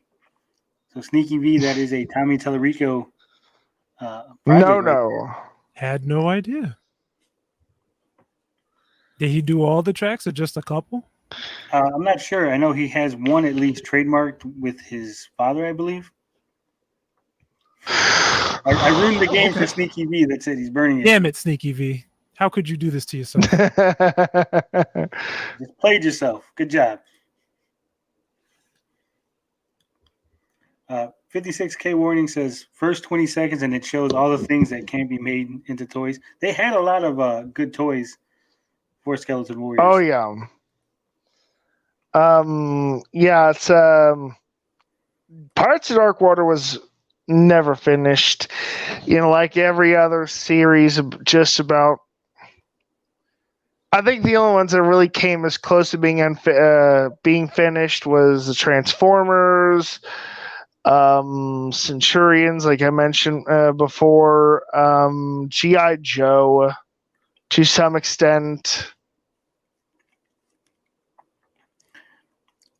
Did either one of you see the G.I. Joe or Transformer movies in the theater? Ooh, I don't remember. Which Transformer movie? Well, The Okay, first Transformer okay. movie, the main one. The main one. If the you cartoon had, movie, the 80s. if you had, Yeah. if Too you young. Too young. if you're seeing the Transformer movie in the theater, you would have remembered because of all the crying.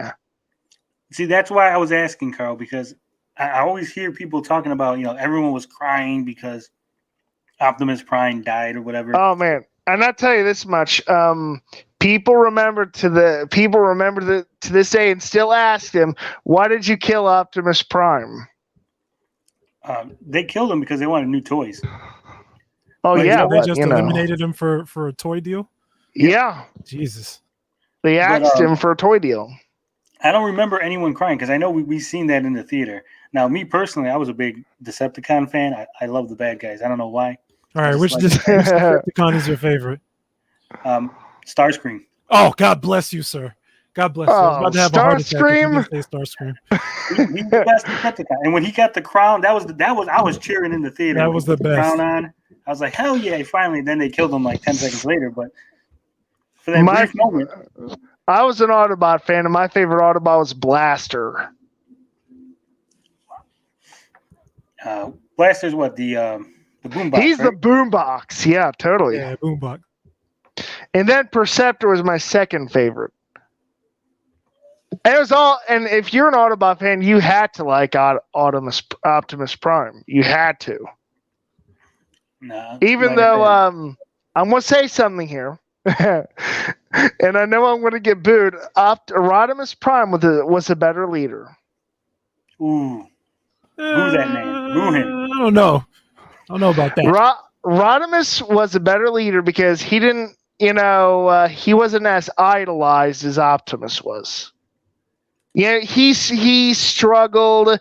He had more character development. That's why I think he's the best. I'll agree with Carl on that. Optimus Prime, he was already the big leader. Everyone knew him, respected him. Whereas Rodimus Prime had to grow into the role over the course of the series. Yeah, Damn, from Hot Rod to Rodimus, I remember it. I'm Optimus Prime. Look at me and marvel. Whereas Rodimus, he had his struggles. He was still trying to figure out where he fit in the whole grand scheme of things. Cartoons were deep back in the day. They were deep. They weren't just all this silly nonsense. Oh, you bet they were deep. Like there's a lot of deep moments, even in the Japanese version that was Macross. Robotech still had a lot of deep moments, a lot of very adult moments, a lot of crying and a lot of music.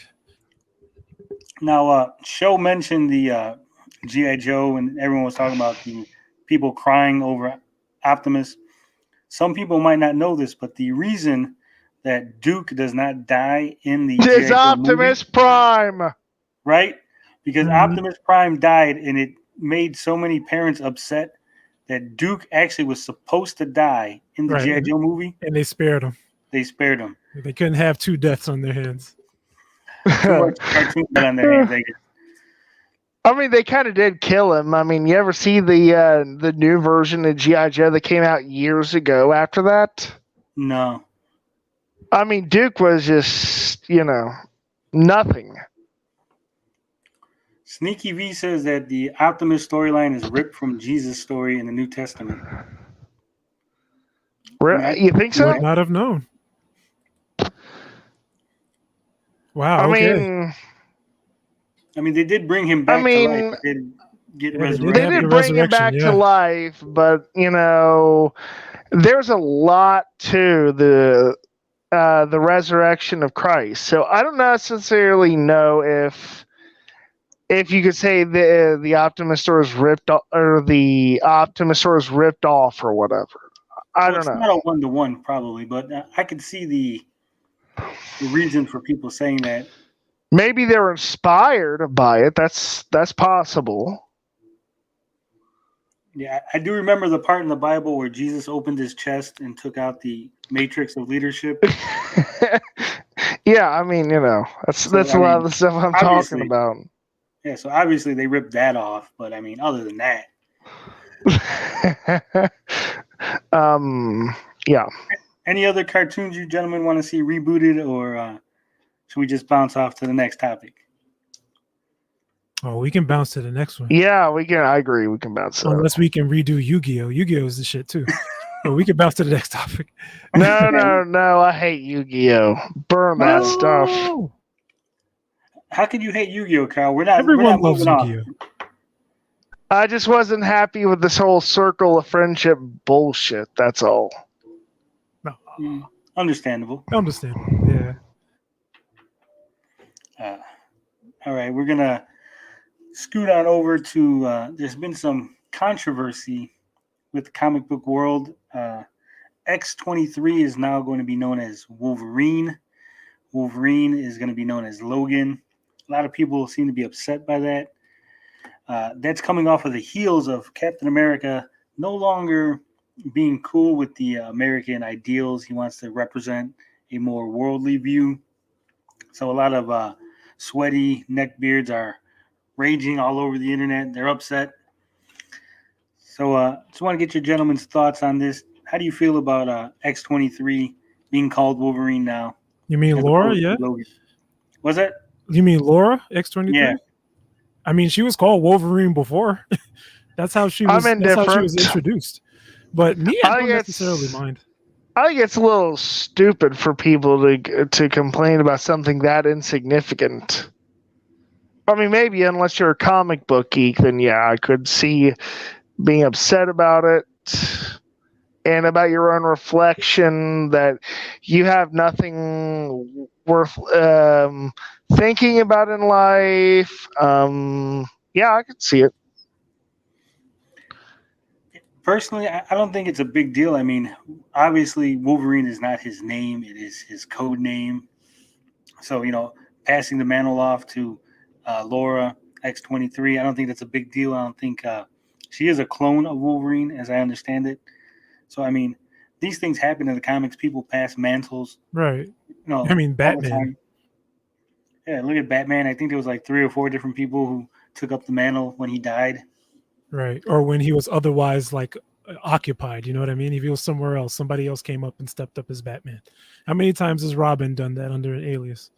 So I don't know. I think that's something weird to worry about if X-23. Some people are gonna know her as X-23 in the comics. Some people will know her as Wolverine. Way back when I don't see the Batman was getting it on with Catwoman. Oh yes.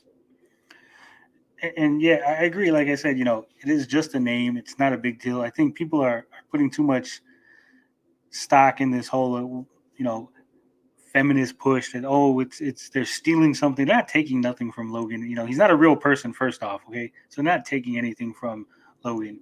Secondly, the other comics still exist. It's not like, they're going to go and grab your copies of Wolverine out of your closet and burn them or something. They still exist. Comic storylines evolve, things change. It's not the first time she's been called Wolverine. It's not like they did anything like, say, mistake Tommy Tallarica for Donald Trump. Well, they did make a Donald Trump MODOK. A Donald Trump MODOK? He had like the hair? No, he was like his whole head. You know how MODOK is a giant head? Yeah. Basically a giant Donald Trump head. It was a Donald Trump from an alternate reality, or he had became MODOK. Did he have like the That's MODOK suit and funny, everything? yeah. Yep. And the small leggies? Oh Yep. my god. I'm surprised you guys have not heard of this. No, but making that joke was totally worth it. I mean, I could totally see it. I don't like MODOK, but I mean, he's got the biggest head ever, so it must fit. Yeah, I'll pull it up for those of you who haven't seen it.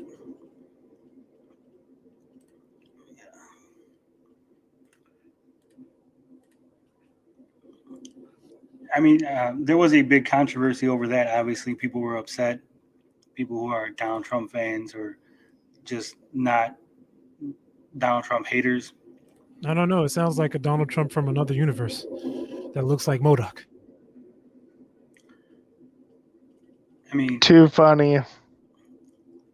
with that, like I said, whether you like Donald Trump or not, I don't think kids that are buying comic books are gonna be voting. So I don't see how that's really some big deal.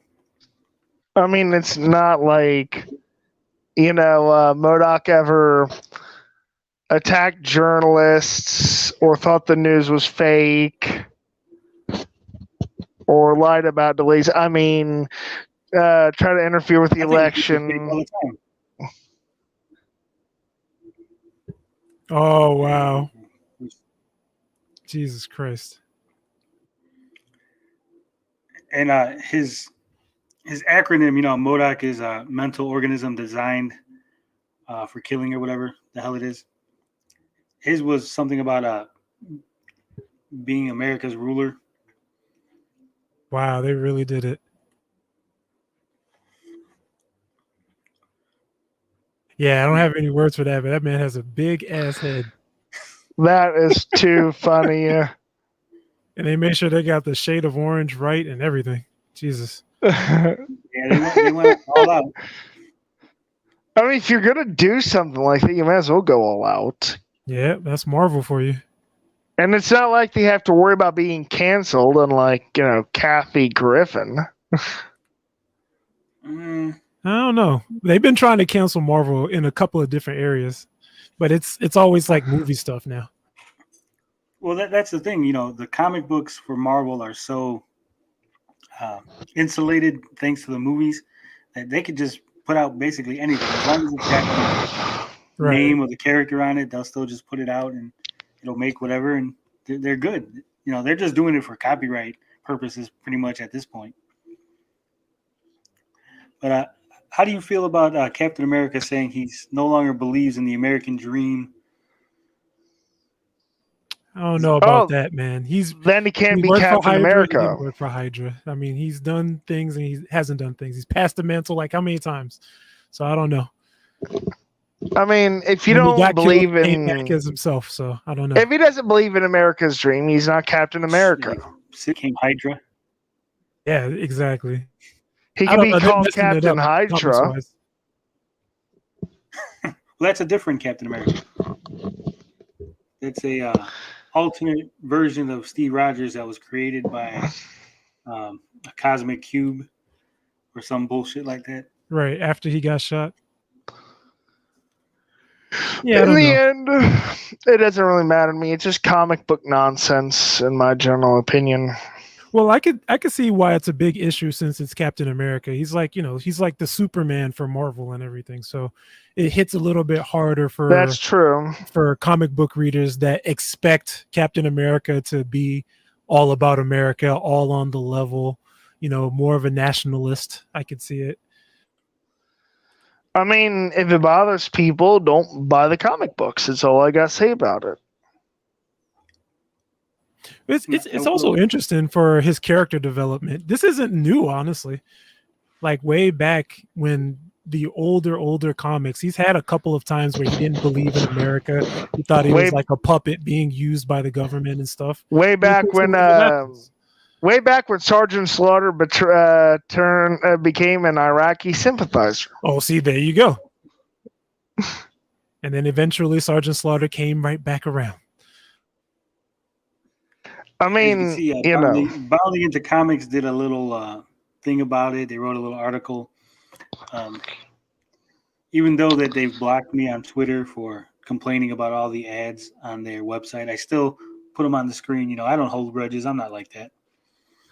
I mean, maybe if they're going to change Captain America, maybe change his red to pink, his blue to an ocean blue. No, Carl. Use the UV? Nah, can't see it. Just use an ad blocker. You know what? I don't use ad blockers. As someone who runs a website and wants people to not use ad blockers, it would be kind of hypocritical for me to use an ad blocker. I can see your your logic, yeah. Oh yeah, see, Mr. Beefy was saying he stopped getting the Captain America comics because of the direction they were going, and that has been something that they've been doing for years. They've just been taking him in random directions, or they do something significant that goes against his entire persona, and then they have to spend like 2 or 3 years writing it back to where it should be. So yeah, I I mean, don't know. there's This is lots just another of, version of that entire thing they're doing with him. there are lots of complaints I could give or examples or what have you, especially ones that would offend people. But I mean, it's just irrelevant. If you want to go back to the good old days, you can access old Captain America comic books. Ooh, what's this? Show has a fan in the Yeah, it's my little chat sister. here. Oh, Oh, cool. Yeah. What's up, little sis? How are you, my dear? Make sure you subscribe to the channel. Show's Make little sure you sis. subscribe. Yes, everyone subscribe. For real. Or But else. as far as Captain America and the American Dream, I can understand where they're trying to go with it. Whether, once again, this is a issue of execution and not so much premise. It has a interesting premise for him to explore what it means to, the American dream in a 2021 world, with everything that's going on, because Marvel Comics is set more or less in the current world that we live in. Mm-hmm. And as Show has said, he's done before in the past. President Nixon, who was in the comics, was taken over by the Secret Empire. And when Captain America found out that he was basically being used by an evil organization, he gave up the mantle of Captain America, which is what led to John Walker eventually becoming Captain America The before U.S. Steve agent. Rogers came and took it back. Yes, I am a nerd who knows comic books. Not bad, brother. Not bad.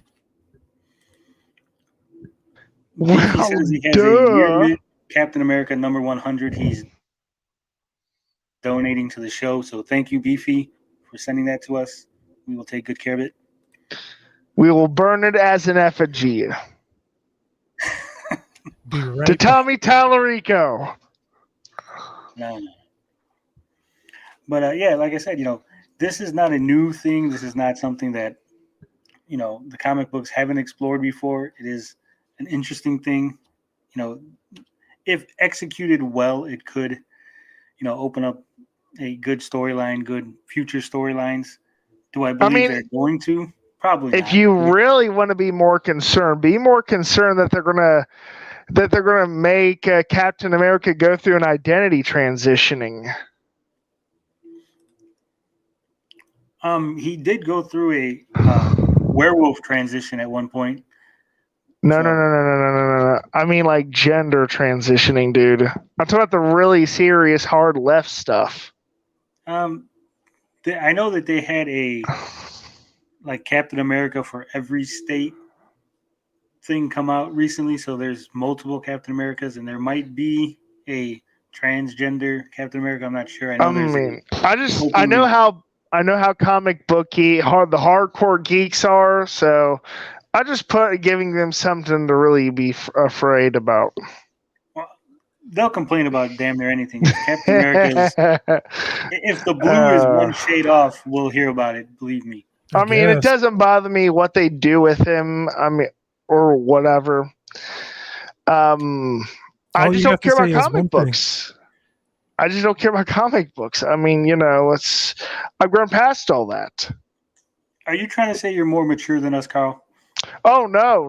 Damn it, I can be really freaking petty if I wanted to, but I've never really cared that much about comic books. In fact, the only comic book series I really ever subscribed to was Generation X, and that's it. And then they killed it, so that's the last time I ever bothered with comic books. And we bought a few different versions here and there, like the Marvel DC versus DC one and what have you.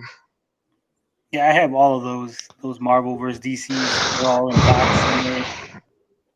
Huge Marvel fan. So like I said, these things, these little changes, these little storylines that going through, it's no big deal. I don't think it's anything to complain about. Probably a lot of it has to do with we have no Captain America in the MCU. Falcon did take over. I think they want to do more stuff where they're going to try to incorporate the comics and the movies together, tie them together a little closer. So this might be just their way of getting Captain America's mantle back off of Steve Rogers, back onto Sam Wilson. Right. Do you think Steve Rogers is up in space? He just chilling? You If mean you watch the MCU Steve the Rogers? MCU version? Yeah.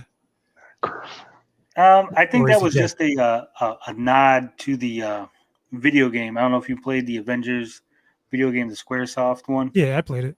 Ew. Remember, he's in space in that. That's I mean, true. He is in space. it could be worse. They could have made Steve Rogers a necrophiliac. No, Carl. Pass. You're getting into the weeds here. Pass. I'm just giving people an idea of how worse things could be. That's all I'm doing. Well, he was a zombie in the zombie universe, so I mean, I'm just basically telling people, it could be worse, so don't complain so much. Carl, you seem like the kind of person that that if someone complains about their meal being cold, you might shit in their cornflakes and be like, "Well, see, look, it got worse." No, but I would be thinking about it. I would be thinking about it, but I wouldn't do it. If Carl gives you a meal, do not send it back. Just whatever it is, eat it as prepared. Generally, I'm an awful cook, so you don't want anything I made anyway. Well, eat it with grace, or at least I'll try. My meatloaf usually ends up as a runny mess.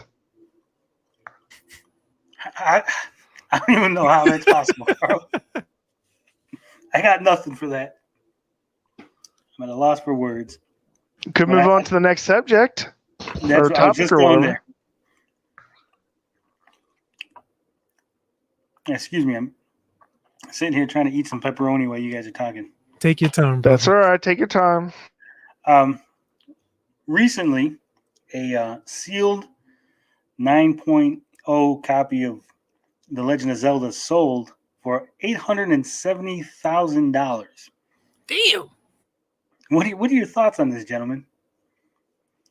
Do you think this is good for the game collectors? Do you think this is going to cause a huge bubble to burst eventually? No, not necessarily. I think that's a speculator's market. So for me, it's no different from selling art to like an art dealer or somebody who's speculating. It will have nothing to do. It's not going. I agree. It's not going to affect us at all. We'll be okay. I'm going to have to hard disagree with both of you, and here's my reason. Why so? Okay. Where it comes to art is limited, right? You can't. There's only one Monet painting, a specific painting. So those things going for high numbers, it makes sense. Whereas something like a Legend of Zelda sealed, I think this is going to cause a lot of people who aren't necessarily gamers or really interested in gaming to jump in and start buying things up. And this is going to cause issues for us, as people are trying to buy, let's say the new Metroid Dread, you might have a bunch of idiots run out and buy copies so that they're going to hold them for, 20 years from now, they could sell them. They're already doing that. They already do that. Yeah, they do that it's already. only going to get worse. Well, I don't think it'll get worse because of overly sold sealed Legend of Zelda. Now, there probably will be people looking for other sealed games, but they never were going to open those games in the first place. They were going to say, "Oh, look at that Mike Tyson's Punch Out. It's sealed. I'm gonna get it shelled up in one of those clamshell cases or whatever and sell it for like 10 times the value or 100 times the value." The reality is, but there's no question games of it. Yeah. There's no question whether or not those cartridges will actually be playable. Oh, of course. That particular one will never be played again. That person's probably going to hold on to it for like 5 years and try to triple his value or something. Let's look at the Legend of Zelda cartridge, which uses battery backup. Now, CMOS batteries or whatever they use for those, they have a limited lifespan. So even if you wanted to actually open that up and play it, you're not going to be able to get the full experience. Well, as soon as you open it up, that thing is worthless. So yes. I don't think opening it will ever happen. But at the same time, I have a bunch of NES carts that work, and they're going on what 40 years now. So I don't think that the reliability is going to be questioned. I think people 50 years from now can still play NES games. They're just hardy games. But So here's the question then: what's up? If the games there's no intention of playing these games, right? Right. Would at any point would you think that game companies are going to be offering a sealed quote unquote game where you get the box sealed, but there's actually nothing in it because they know you're not going to play the game. They're just basically selling you empty boxes and a download code. Yeah, that already happens. Yeah, but I'm saying, do you think that those are going to be worth anything? It depends on the game, honestly. I mean, one of the biggest reasons why Legend of Zelda sold for that much is because it's Legend of Zelda. You know, it's not just some generic third-party game. It's like one of the most influential games for Nintendo of all time. So that's the reason why that costs that much. I mean, as far as like third-party games or games that are maybe not AAA, probably not. They'll probably have sealed versions, but it won't be much. I mean, there is like a prototype version of Mario that's sold for big bucks. So, it's like Show said. The guy's spot on. Yeah. I mean, it's possible, but whenever you hear like one of these most expensive NES games, it'll always be like the mainstays. It's going to be Punch-Out. It's going to be Super Mario. It's going to be, Legend of Zelda or one of these black box games. It's very rarely going to be like a third party game or one of the other games that you see out there. Now, I definitely think there's a community of people who sell games like Earthbound at really high prices that kind of monitor each other. So they don't get the idea of selling it for like 100,000 or something, or else they'll beat the crap out of them. I don't think, huh? I was gonna say I cannot imagine being so rich as to blow $870,000 on a sealed Legend of Zelda that's gonna sit on my shelf. Yeah, man, people got it like that. They'll probably take the damn thing and put it inside like a bank vault or something. You'll never see it like again. John Riggs. Oh yeah. Couldn't do it. I mean, if I buy something, I'm going to play it. That's the intention. Me too. So I just hope that there's a lot more open cards floating around thanks to all this speculation. I mean, if it's a Legend of Zelda, of course they're going to have cartridges available. Oh yeah, they have millions of those cartridges all over the place. I find them every time I go hunting. So the gold ones. I don't think you really need to worry about that, Tony. No, it's no. It's pointless. But I do think that now, if I find like a sealed game or a very immaculate Legend of Zelda, I'm flipping it on eBay and I'm going to buy whatever I want. So, yeah, there's something to be said about it, but it's all like heritage auctions and stuff. Like what Sneaky is saying right there in the chat. It's heritage auctions. They're hiking up the value of stuff. Some people have like warehouses where they have sealed stuff, so they really want to see if they can sell to the speculators. So they get their cut. And they talk like like the Howls from Gilligan's Island. So that they do. Like I said, I couldn't see myself buying one. Even if I had the money, I wouldn't even. I don't collect stuff as it is. I've said this before. I got no wall of games. I got no wall of toys. There's no posters. I'm a very, very bad YouTuber geek. One of the reasons get you a poster, bro. One of the reasons I do like to buy some Nintendo Switch games is the size. Like the game cases are small, so you can put more of them on a shelf. Size does matter, Carl. That it does. So yeah. Oh, by the way, I pre-ordered Metroid Dread today. I did what I swore I wouldn't, and I pre-ordered Metroid Dread. Did you get the special edition? No, I couldn't swing that. I would have. What comes in the special edition? A couple just a bunch of stupid crap. Yeah. But everybody A bought it. bunch It of sold out stupid crap, everywhere. you know. Oh yeah. I don't know. I try not to pre-order games, but I'm in a different position than you guys. A lot of times if I want a game really, really bad, I'll just reach out to the devs and say, "Hey, why don't you give me a review copy of that game?" Damn, you got the I wish special you'd give status? me a review copy. Hey, I'm not getting everybody review copies, all right?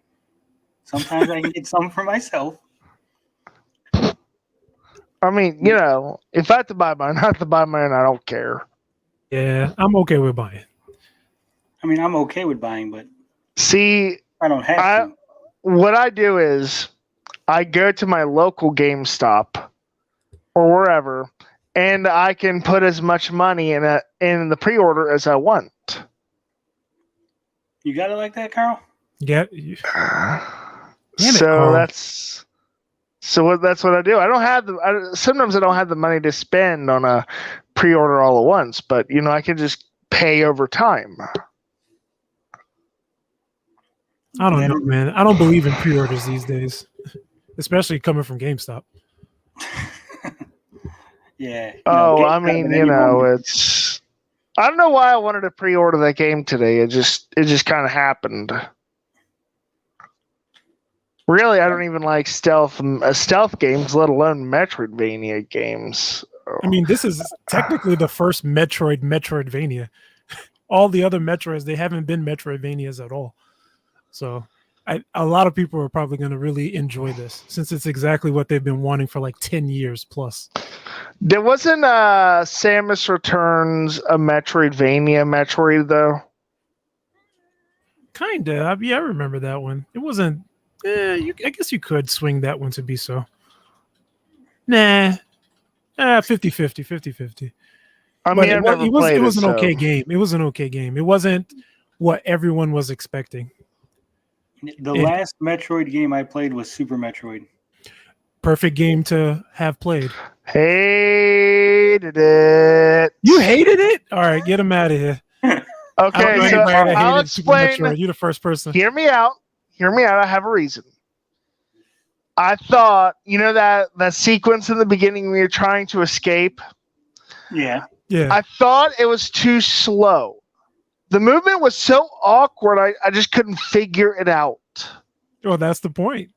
It's trying to throw you off just so you don't make it after doing all that work. It seems like Carl is the Dean Takahashi of the stream. He can't get past the material. I don't know if it is, but whatever.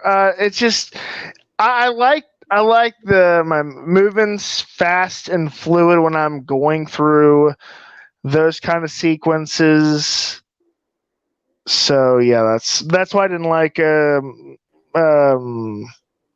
Super Metroid. All right, we gotta get you to play the rest of the game though. You're gonna have to get me through it then, because I told you I can. We got save states now, bro. And also, there's the fact that my vision is a little bad, so I'm also using that as an excuse. So it happens. I mean, I remember sitting around with a 12-inch TV, and that thing, all the sprites were ginormous. Now I need like a 72-inch TV, or else I can't see shit.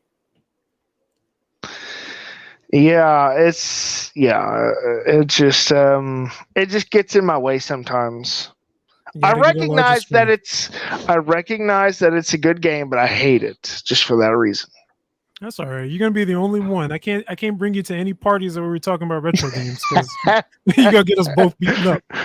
Oh, I can fake my way through it. So okay, that's good. You gotta fake it. I'm pretty good at faking sincerity. So. Ooh, don't say that, Carl. We're all gonna question whether or not you like us. Actually, or do you really hate the Amico, or do you really like the Amico? I'm a flip-flopper. I have no idea. I'm a flip-flopper on the Amico, and I'm proud of it. Okay. Nothing wrong with that. All right. We're going to move on to our last little segment, our last little venture. Okay. We're going to go to the Q&A portion of the show. But before we do that, we need to. Carl's got an announcement. Carl, would you like to tell everybody what's going on Sunday night, every other Sunday? Lay it on us, brother. Right. So me and Tony are going to be streaming on my stream, on my channel, and we'll try and do something like this. Keep it professional, without cutting someone from the panel. Hint, hint, hint, hint, hint, Retro Bro. But we'll do all sorts of stuff, and I try to keep it as Amico free as possible because, we already do the enough. Is this like variety hour with video games? It's going to be video games, Japanimation, all that kind of stuff. Okay, I'm gonna tune in. And I put Carl's YouTube channel in the chat. You go ahead and subscribe to Carl's channel. Look forward to that. Shave your poodle bald. So if the chat has any questions, anything they want us to discuss, anything that come on, guys. Over. Sneaky V says that Metroid Prime looks like a rush job. Seriously? Oh, you mean the very first one? Because the third one was. The first one was. I mean, they changed the game. It was. Yeah. I found Metroid Prime confusing. I kept trying to figure, where the hell do I go? You're running into walls over there, Cole? I ran into walls a lot in Metroid Prime. Yep. You and everybody else. Don't worry. Drove me batty. You could give Metroid Prime a play. Probably the second one. Just ignore the first one's story. Play the second one, which is superior. Ooh. Oh, he said Metroid. He meant Metroid Dread. Well, read that again then.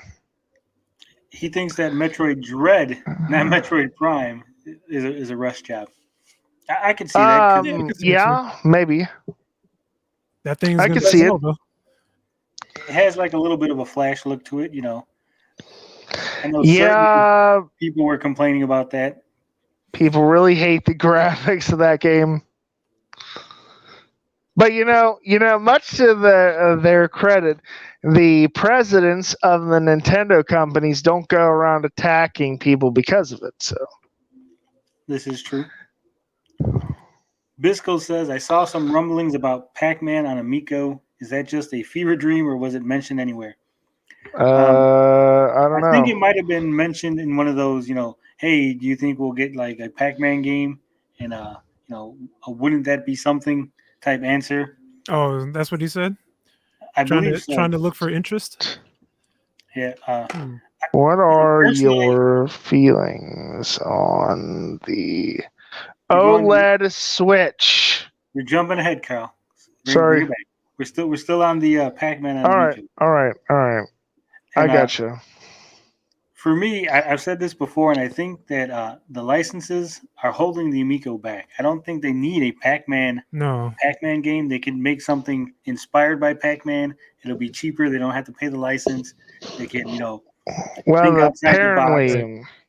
apparently the people who own the rights to the Pac-Man license or whatever, they're really picky on who gets their old games and who doesn't. So I'm pretty sure Tommy can smoosh them up.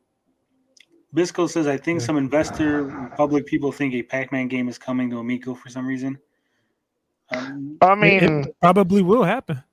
It could. I mean, they have to just release the thing. I think that should be a better concern versus worried about all of these other games that may or may not come out. Let them just put the thing out first. Yeah, see, Sneaky V agrees. They don't need any licenses. I mean, all the games should be retro inspired rather than retro reimagined. This would give them a wider berth to do different things. Oh, yeah. But that's just my opinion. I'm not the professional. Let's talk about the OLED one, because I know someone was asking about that. Yeah, it says, Beefy says, I'm sorry if you covered this and I missed it. What are your feelings on the OLED Switch? Carl, you want to start us off? Yeah, I have been thinking about this one. So the version 2, aka Redbox Switch, as I like to call it, It's already got the most ideally perfect screen for developers. It's got good battery life, and the cooling is better. So these are my concerns about the OLED Switch. Is the OLED screen going to make the better cooling of the V2 Switch inert? In other words, will the cooling be terrible like it was in the original model? The OLED screen, it's supposed to have worse pixels per inch. So I mean, the question there is the trade-off worth it? You get good contrast and colors in exchange for worse PPI. And does that screen also affect the superior battery life? Interesting. I don't know. Neither do I. But I do know OLEDs, they're supposed to run cooler anyways. And they do look good. I'm not sure if any of you guys had like a PlayStation Vita, but having an OLED screen on the handheld Oh yeah, was beautiful. yeah, there was definitely a difference. Yeah, especially for retro inspired or retro games. So it will look great. But as far as my feelings on the OLED Switch, I think of it more like a Nintendo DS XL. If any of you guys have ever had that, they just made it bigger and better. But in this case, they made it an OLED screen. Nintendo a bit bigger and better. They didn't even run Game Boy Advance games. Right. Well, there's a little something about that too. Yeah. But essentially what they were trying to do is just make it bigger and better. Like for people who didn't jump into the Nintendo DS, they got like a second chance at it. Same with this, but I don't know if it's $50 worth more. They probably could have just made it the same price and lowered the price on like the OG Switches. Yeah, and then when it comes to OLED, it does have an issue with burn-in too. So, and that's a pretty valid issue. So I don't know if that's going to be a thing. Yeah, the burn-in, I mean, OLED is basically on a lifespan worse than your average LCD or LED screen. Right. So if you have like a lot of games that have like pretty static colors, a lot of those OLED lights, they're probably going to decay unevenly. You know what I mean? So eventually it may take 2 years, it may take 7 years or more, but eventually the screens for the OLED, they shouldn't look as good years from now. Ooh, so we have to consider.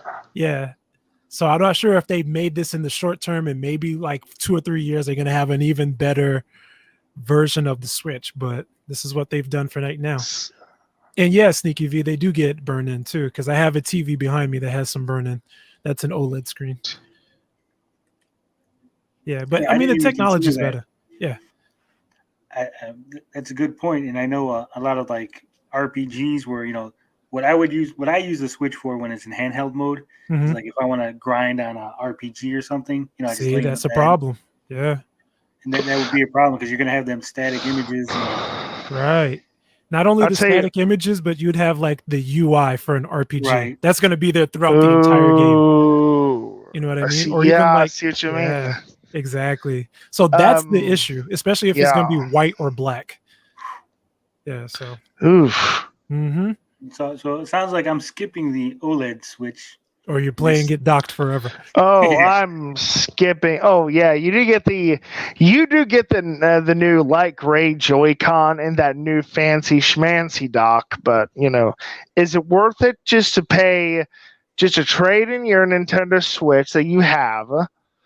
So that gives you, I guess, like $100 or something towards a new purchase. You're basically paying $200 and more on top of what you paid before, just for all that stuff and a new dock. That's I don't know. Like I said, I think I'm just gonna stick with my Animal Crossing Switch that I got here. Nothing wrong with that. I don't really take it off of the dock much anyway. Good. Now we'll have to say the white Joy-Cons are pretty cool looking. So yeah, I have a second Switch. Yeah, I may sell the second one and get that. I had the red and blue Switch myself. Oh, okay. I got the peanut butter colors, the purple and the orange. Ooh. Ooh, those are good. Hmm. The peanut butters. It's the peanut butter colors, brother. Now there was something that I missed earlier. I forgot about this. There was a thing that I wanted to bring up during the Okay. Amico talk. I forgot, and I apologize. It's my fault. I'm still new at this. It's not a big deal. What is it? I went to change.org and I started a petition because Oh, there's boy. been 2 Amico events, and OEBP has not played an Amico yet. Actually, he probably is the most deserving. So if you want to sign That the is petition weird. to get OEBP, he deserves to play the Amico. I'll put the I link mean, to the the petition. Get him least to the Tommy Amico. Tallarico could do is fly him down there to play it. You would think. I don't but think he can get past the border. Oh, that's right. That's right. Yeah, Yeah, they still got some restrictions, so they should give an that's Amico to him. right. Yeah, send him Amico. I'm an idiot. Yeah, that's right. No, that's all good, brother. Oh shit! It looks like the damn campaign screen didn't. And I got to get the link again. But yeah, I think out of anybody, Pete deserves one. He should definitely. I mean, work something out. Whether they got to fly Pete in, fly an Amico to Pete. I mean, it's not like, it's not like the guy's a jerk. I mean, yeah, granted, he's a little unusual, but he doesn't trash anyone, as far as I know of, at least. He probably would be the best to talk about the Amico, honestly. He's genuinely excited, and I mean, I'm just saying, but if I were looking for a good spokesman, I would forget about Retro Bro and Company, and he would be the one I would focus on. And I'm speaking, from a tactical point of view here. If how I would do it. Yeah, I agree. That's why I started this petition. I'll press the button for the petition. I'm not signing the petition. I don't sign petitions. You're going to sign the petition, Carl. You'll sign it or else. OEBP.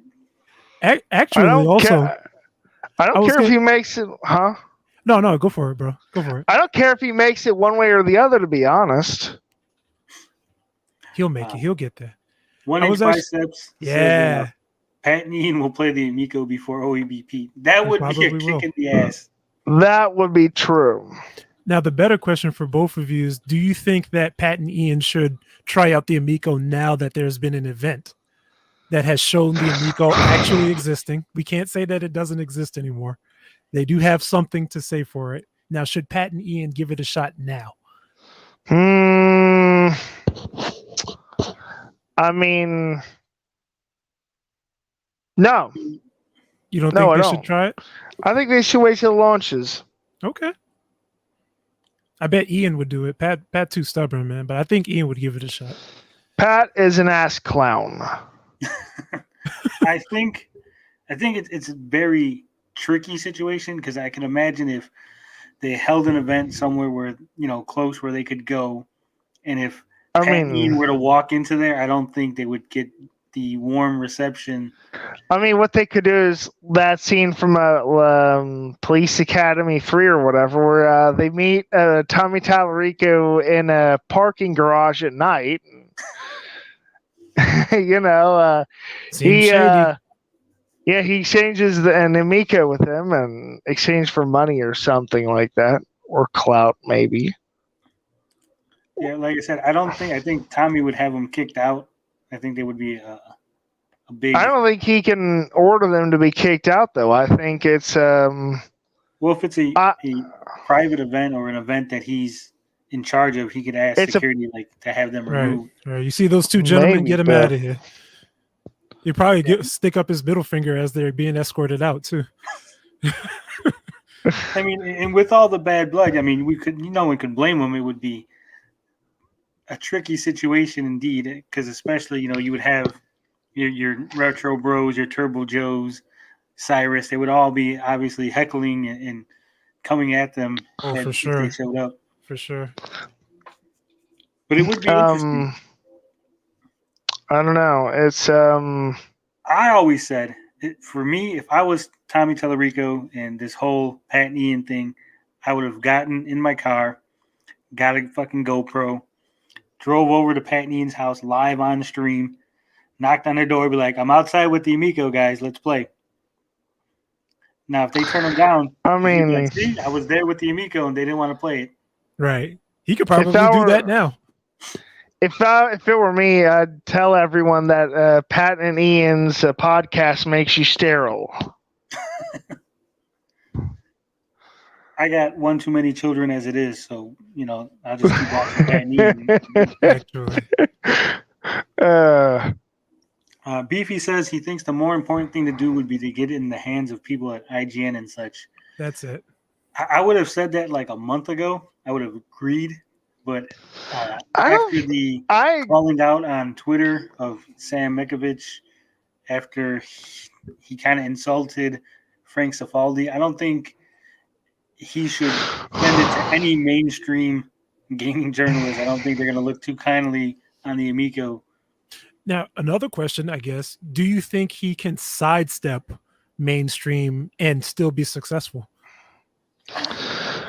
I mean, here's the thing, his target audience is our families and mommy bloggers and stuff like that. He really has no business, as someone pointed out before, on focusing on the on mainstream video gaming journalists. It's very and true. what have you. Very true. I agree.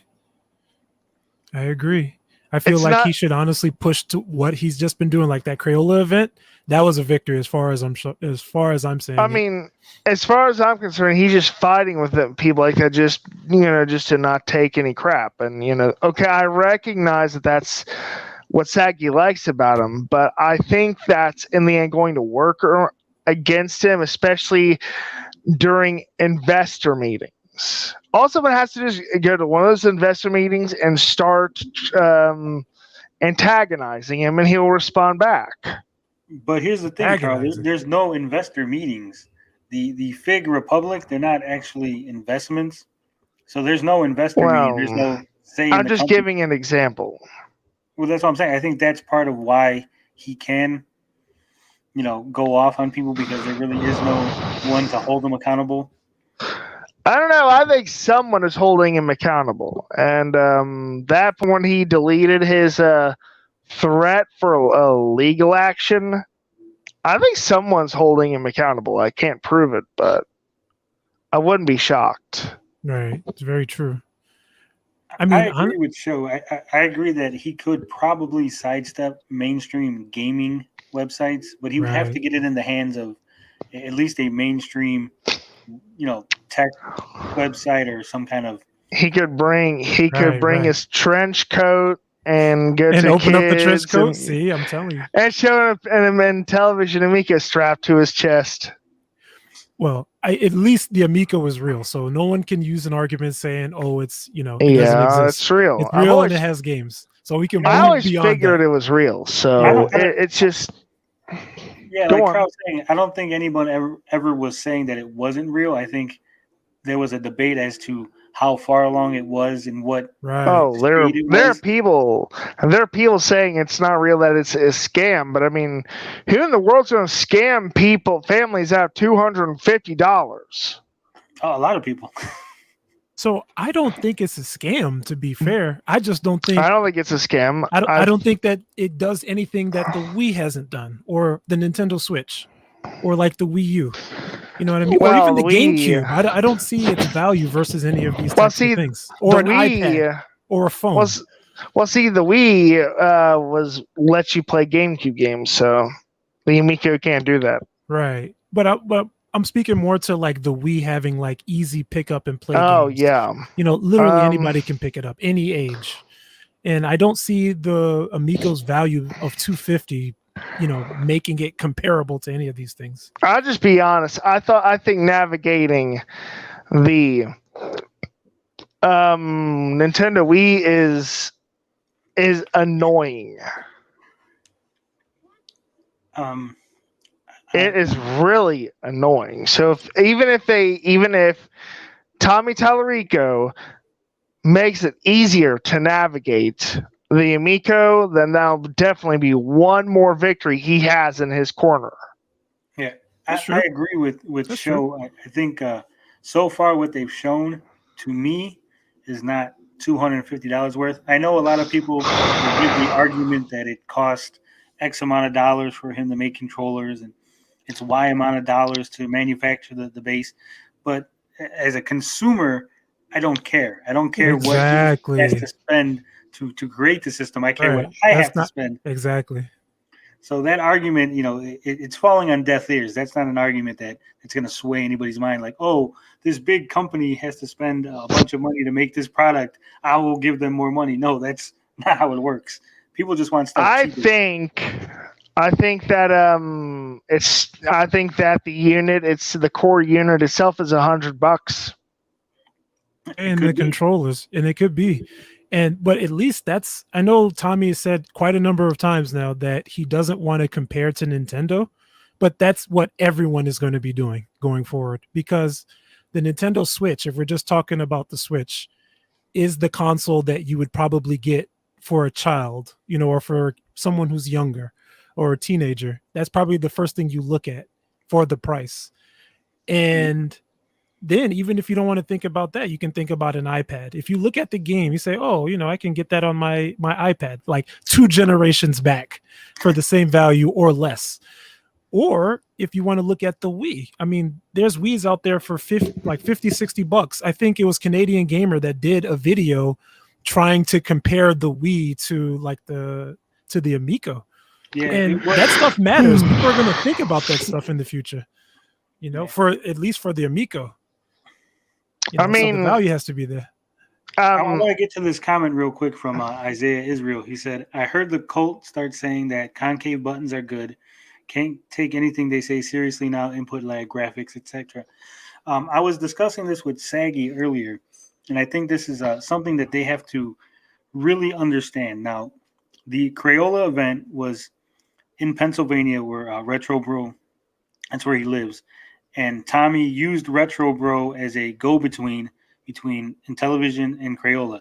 That's effectively made Retro Bro an employee, whether it's a volunteer employee because he didn't get paid, or whether or not Tommy gave him some money for helping him out, whatever. That's not the problem. The point is that he was acting on behalf of Intellivision, so now he is technically connected to the company, and so it is kind of hard to take him at his word. If you watch the video from the memes of destruction, you can see John, DJC, and another individual. They're actually like setting things up, moving things around, fixing things at the Crayola event. And again, whether they're working in a volunteer capacity or not, they're still technically now working for the company in some manner. And so that, it's kind of hard to separate them now. Are they really just fans? They're involved in working the events. Now, are they, staff? Are their streams now considered sponsored? I don't know. I don't have these answers.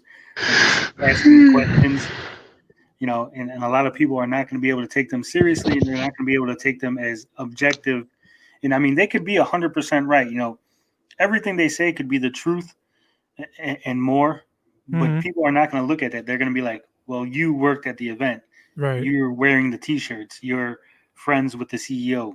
Right. And that's, I think they don't seem to understand this. They seem to think that it's a non-issue. Right. And if it's a non-issue, then why are they refusing to acknowledge these things? How do you feel about this show? Honestly, I try not to think about it too much because from the jump, I never took any of their opinions, a little serious. I'm not saying that in a mean way. I'm saying it because they have a bias towards Tommy first and then the Amico second. So they're not going to look at anything going on with the Amico with any serious objectiveness. So coming off of that, I trust more, like Saggy said, her boyfriend was there. From what she says, he is a known hater of the Amico, that suddenly his eyes was open. He realized that the Amico has some value. It's very fun. He said, I think she was saying that it's a decent pick up and play. So it's like has a very arcadey feel. But his opinions matter so much more than anyone who works, whether it's like in the capacity of helping or actually being paid for it. People like him, his opinions matter more than anyone else who likes the Amico, because they can see it objectively, and that's okay. That's even better. Like even the same with little kids, they don't know anything from anything that they pick up. So if they pick it up and they realize that they like it, they're not bored, they're excited to play, that opinion matters as well. And then for also the people that are neutral players as well. Like I think there was a couple in the Discord that had just showed up, didn't say anything. They just showed up and they tried it and they were like, okay, it's an actual console. It works. It's nice. There were a couple people that said it wasn't worth the price or the value, but those opinions matter. Now, everybody else who's working for the Amico, whether it's volunteer work or they're supporting Tommy and stuff, like you can't take their opinions as serious, because they all have something to gain, whether it's favor from Tommy or if it is, just to see the Amico do well, which is fine, but it just hurts like their opinions. If they're saying, oh, the games are great, they're amazing, see, look at this, like me personally, I can't look at it and say, oh, okay, I just believe you.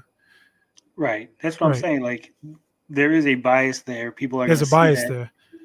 And it is going to affect them, as far as people taking them seriously or people taking them at their word. And I know they need to learn to understand this, because they have reacted negatively when people have pointed this out. People are like, hey, you like Tommy, he's your friend. Obviously, you're going to, whether consciously or not, you're going to give him a little more leeway that you would give to some stranger. Right, exactly. And instead of them saying, you know what, you're correct, I might have an unconscious bias towards Tommy because I like him, he's my friend. They don't do it's that. Like, they just attack people. It's a cheating boyfriend. It's a cheating spouse principle. It's a cheating spouse example. You see your best friend's spouse cheating with someone else, and you try to tell them, and it just they won't believe you. Yep. Right. Yeah. It's the same thing. Like so I think they really need to, take a step back.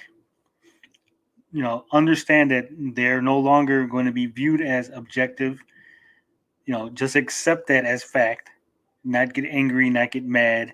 People are going to say that they're shills or cult or whatever. Just let it roll off your back. Push ahead. Still give the best. But I think what would really help is if they come out and say, hey, I am friends with Tommy Tallarico.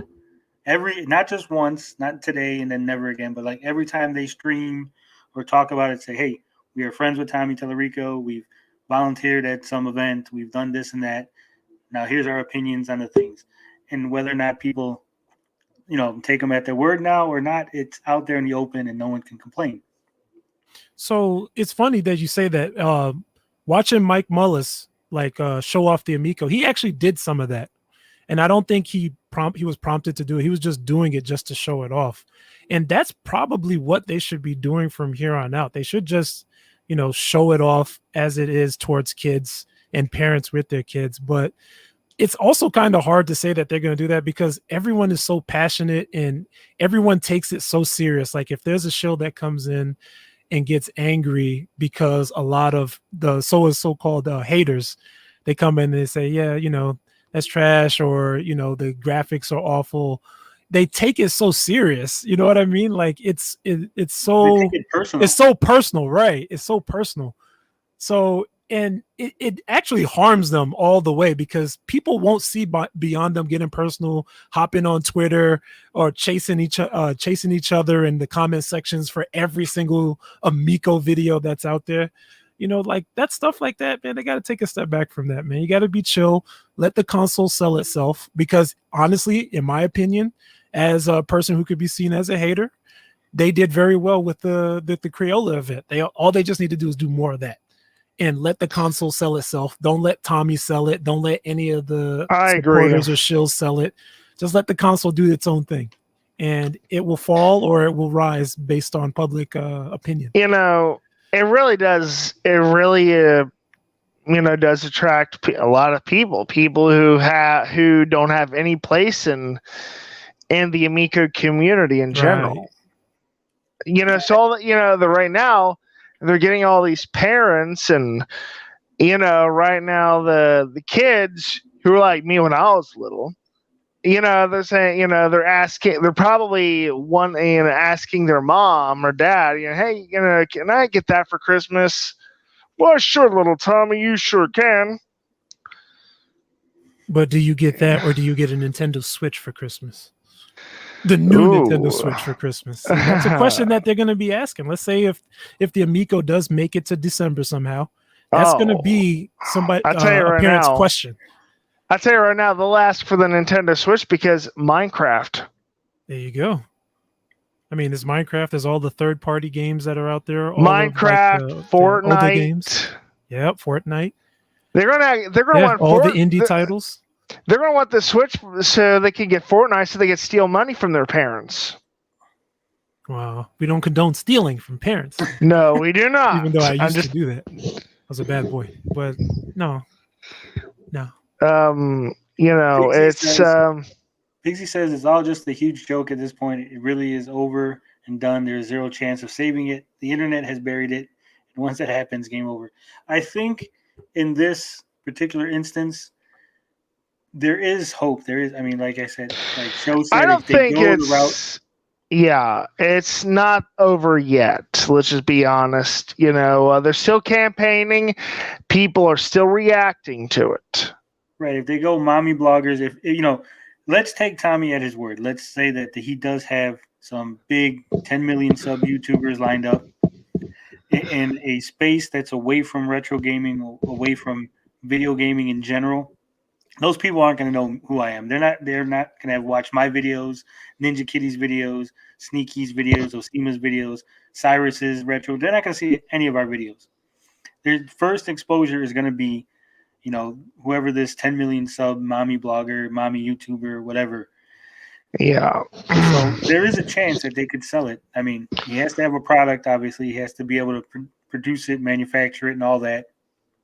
But if he gets it into the right hands and they market it correctly and it's a competent salesperson doing this, there is a chance that it could make it. Do you agree or disagree? I agree a little bit. I agree.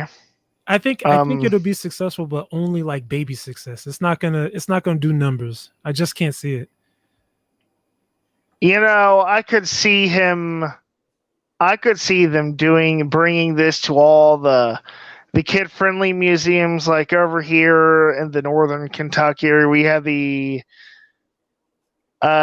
Center of Science and Industry or whatever. I could see them doing like an Amico event over there, and I wish they would, so I can play it. And Tommy, if you're paying attention, there you go. Go for COSAT. And go through all the museums and all the interactive places. You could also hit those gaming conventions. Apparently, they're coming back in full force. I don't know if gaming convention. Well, yeah, I would. There's a couple. I would definitely bring it to the old, at least the retro gaming conventions. Yeah, that's a good idea. I agree with that. Mm-hmm. Yeah, like I said, I don't know. It all depends on what he's got lined up, what he really, truly does have lined up for marketing. I think it depends on whether or not he could, if some other thing happens, let's say Nintendo starts copy striking small YouTube channels or something, and his controversies all get overshadowed by some bigger controversy, I think he could sneak by. And they said they only need 180,000, 150, something like that to make profit, to be a profitable company. Again, I'm taking him at his word. So, he doesn't have to make 1 million, sales. Well, look at the game Cyberpunk 2077. They made profit on it, despite it being, a technical failure. The coding on and all that. It was not the best performing game, but they still made lots of money off of it. Ninja Kitty says his only chance is online sales. He can't go museum to museum selling a few at a time. What if he goes like Mary Kay route and uses the museums to recruit other sellers and they go door to door? They're gonna go door to door. Nah, They go Amico parties instead of. I don't know about parties. that. You know, it's entirely possible, but who knows? I don't know. I'll be shooing them out the door. I Get don't out of know. here. We don't want your product. But selling it door to door, I mean, I think his best idea is to do kind of like a meeting, okay? And a meeting with all of them, you know, and try to get as many of those people in the same room to play it. And I think they even did that back in the old days of the Nintendo, when they're trying to get exposure. Yep. Like I said, though, it really matters what they're going after. They are going after retro games. I don't think it's out. You know, it's out for them quite yet. I genuinely believe that there's a future for the Amiga, and I really want it to succeed because I don't want a future where Nintendo and Microsoft and Sony are the only ones. That's going to be, What if he reveals the 6th pack-in game and it's a new Sonic the Hedgehog exclusive on the Amico? Ooh, exclusive Sonic. Now that's interesting. I don't know. Sega is worth a lot, man. If you're trying to get a game on your system. But they haven't made a good Sonic game in years, decades. What? You ain't played Sonic Mania, have you? I'm gonna say this. They were Sonic Mania. I'm gonna but say they this. were not the. Yeah. There are no good Sonic games. They all suck. What? Get them both out of there. Okay. Now hear me out. Sonic the Hedgehog has poorly designed water levels. You know it as well as we do. For sure, yeah. Sonic the Hedgehog is poorly designed from top to bottom. Top to bottom, poorly designed. You know, it's every break it down. Let me break it down. Okay, Sonic is meant to go fast, right? Yes. But the levels are designed for you to explore. You can't explore and speed run through the levels at the same time. It's two polar opposite ideas. You can't. So how are you supposed to go around collecting all the rings, but also run really fast to go through the level as fast as possible? No, Tommy. Tony. Damn it, Tommy. Tony, you're all wrong. No, you're Sonic trying to find the best way to go fast. Right? Right, Show? Yes. So what I was going to say is that they did actually try doing both exploration and going fast. That's known as Sonic CD. Now, depending on if you like it or not, they did well or they did awful, and there's no gray area. But when you play games like Sonic 3, they give you a chance to like explore the entire area, but they also design it so that all you do is just go fast and you try to clear the level as fast as you can. So you have to pick one. You can't do both. And when I said they haven't had a good Sonic CD Sonic game in decades, I'm more or less talking about the people who actually designed it, not some indie developer. Right. Oh, okay. Well, even the person that designed Sonic Mania, he knows the Sonic games very well because people are just saying that may as well be the new Sonic 4. He is making the remasters of Sonic 3 or whatever, what have you. That's true.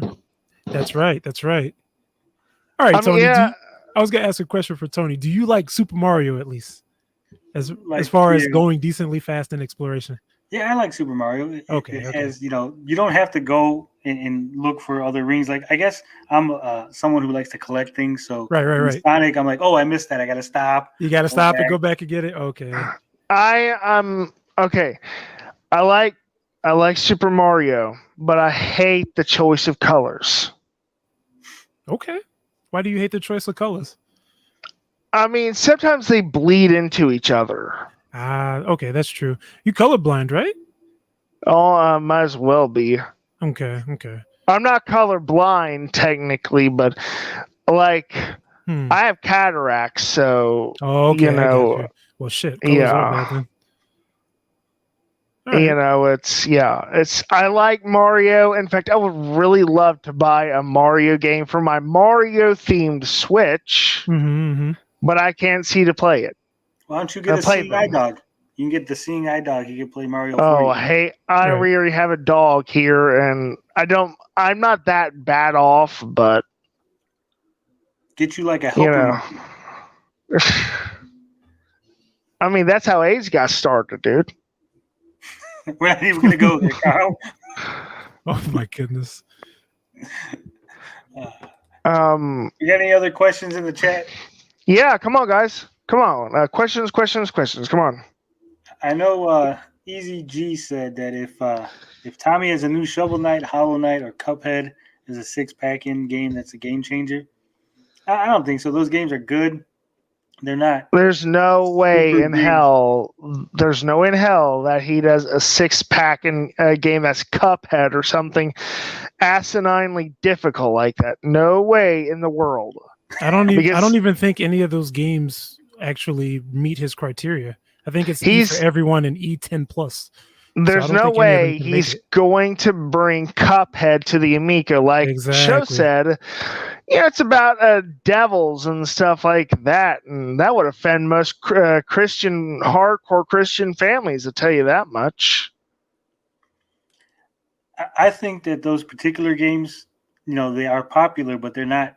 They're hard. They're not huge franchises. They're not Mario, Sonic's, Zelda's, Donkey Kong. They're not going to be game changers.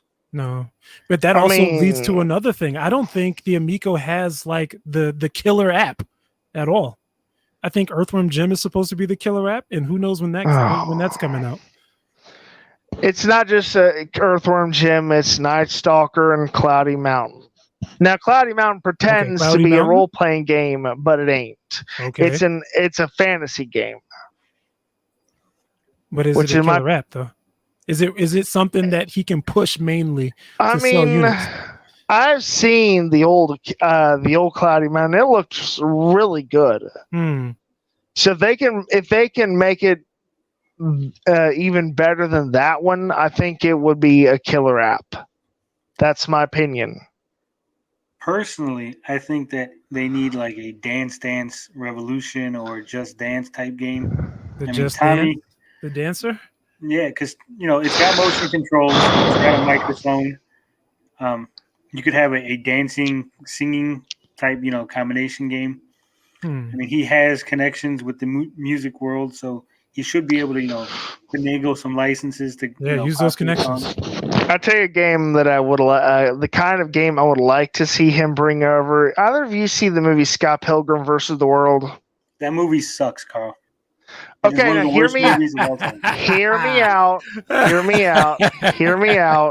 So that game they were playing, right? Yeah. The game that's the kind of game I would like them to bring to the Amico because I think it would be really good. So that's like Dance Dance Revolution.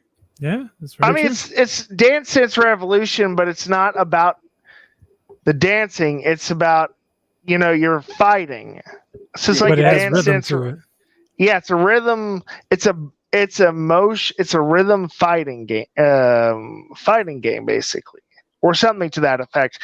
That's the kind of thing I'd like them to do. They could add instead of fighting people, like if I get skeletons or something. Ninja Kitty says, "Video games live hero with your air guitar like Tommy." Oh no, Guitar Hero games. The kind of people who like Guitar Hero games, the kind of people who want to play instruments but are bad at them and are in denial. Well, give you an example. That are bad at it. I'll give you an example. Now my dad's a musician, and I knew someone for a time who basically asked him if it's the real thing. As if Guitar Hero was comparable. No. No way. Easiest no. Those are the kind of people who like Guitar Hero. I like Guitar Hero. Oh, actually, that does lead me to a question for both of you gentlemen, as well as anyone in the chat. Okay. Do What's you that? think the Amico can even have other accessories aside from the main controller that it has? Is there going to be any other accessories that you can use for this thing? Oh, they're Or going to is have there to any of them have. viable? They're going to have an external charging dock for the other for two more control for two controllers or Okay. what have you. I mean, more so like a peripheral, like a guitar, or like another type of controller. Maybe someone that's doesn't an want to use the interesting Amico question. controller. I mean, you would need the games first. I mean, That's very true. Needs to get here first. so you need the system to get here. You need, I mean, the controller, the standard Amico controller has, accelerometer, gyroscope, microphone, speaker, the screen. So I mean, I don't see any accessory besides maybe a guitar accessory. Oh, that I'll would tell be you. different. I'll tell you another game they could do is like a lightsaber fighting game. Lightsaber fighting game? Yeah, like a Star Wars lightsaber game. They have to buy that Star Wars license though. Are Partnership. they on that level yet? I think as long as Disney thinks they can make a profit off of it, I don't think they'd have a problem with it. But I don't can't know. They prove tightening that. up the Star Wars stuff, so I don't know. You could have probably said it like 10 years ago.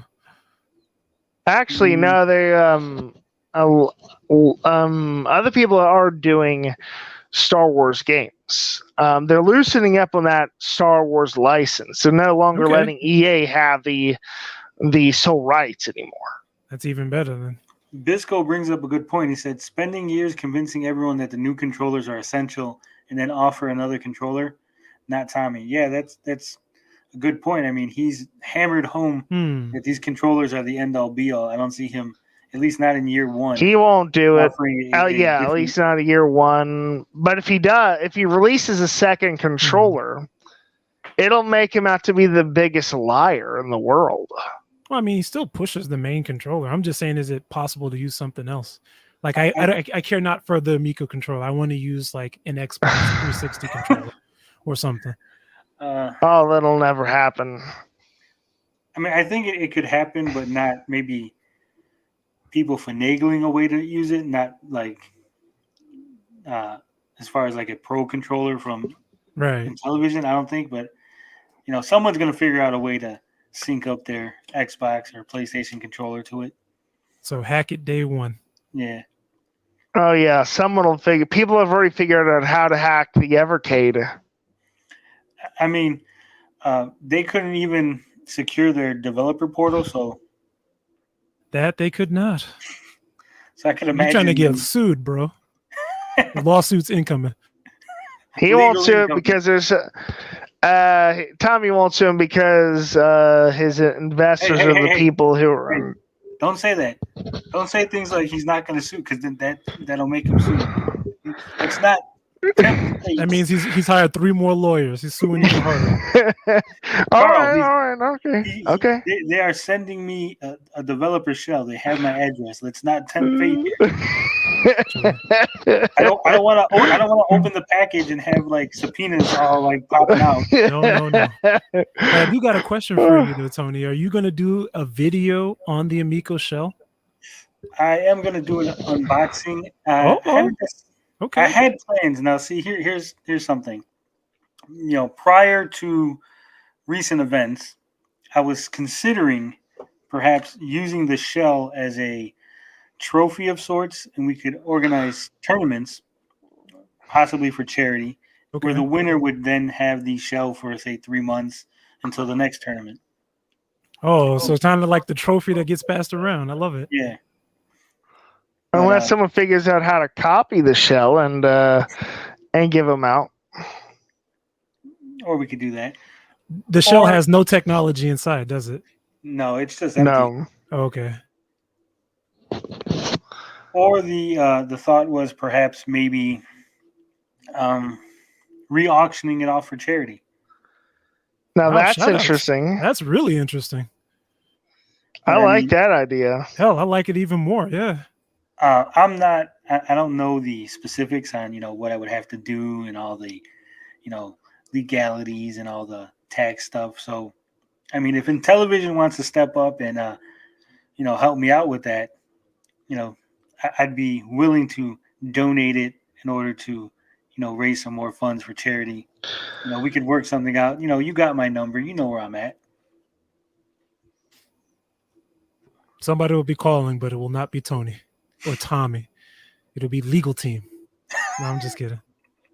Legal incoming. Legal incoming. No, but actually, shout outs to that, man. And shout outs once again to you donating to charity, even if it meant getting it. That was a lot. That's pretty cool. It was very awesome. Really cool. Sometimes I just do stuff because it's dumb. It was worthy, bro. It was worthy. And now you can make a video of it. Yeah. Video incoming. But who else? You're the only who in the world would pay that pay as much as you did for that thing, though.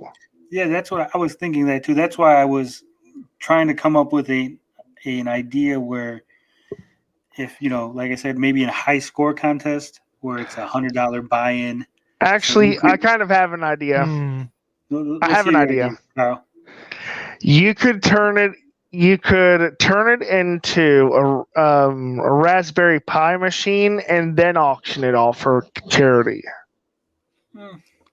But I still think that it's like you said, without me in there bidding it up, I don't think it's going to get anywhere high. True.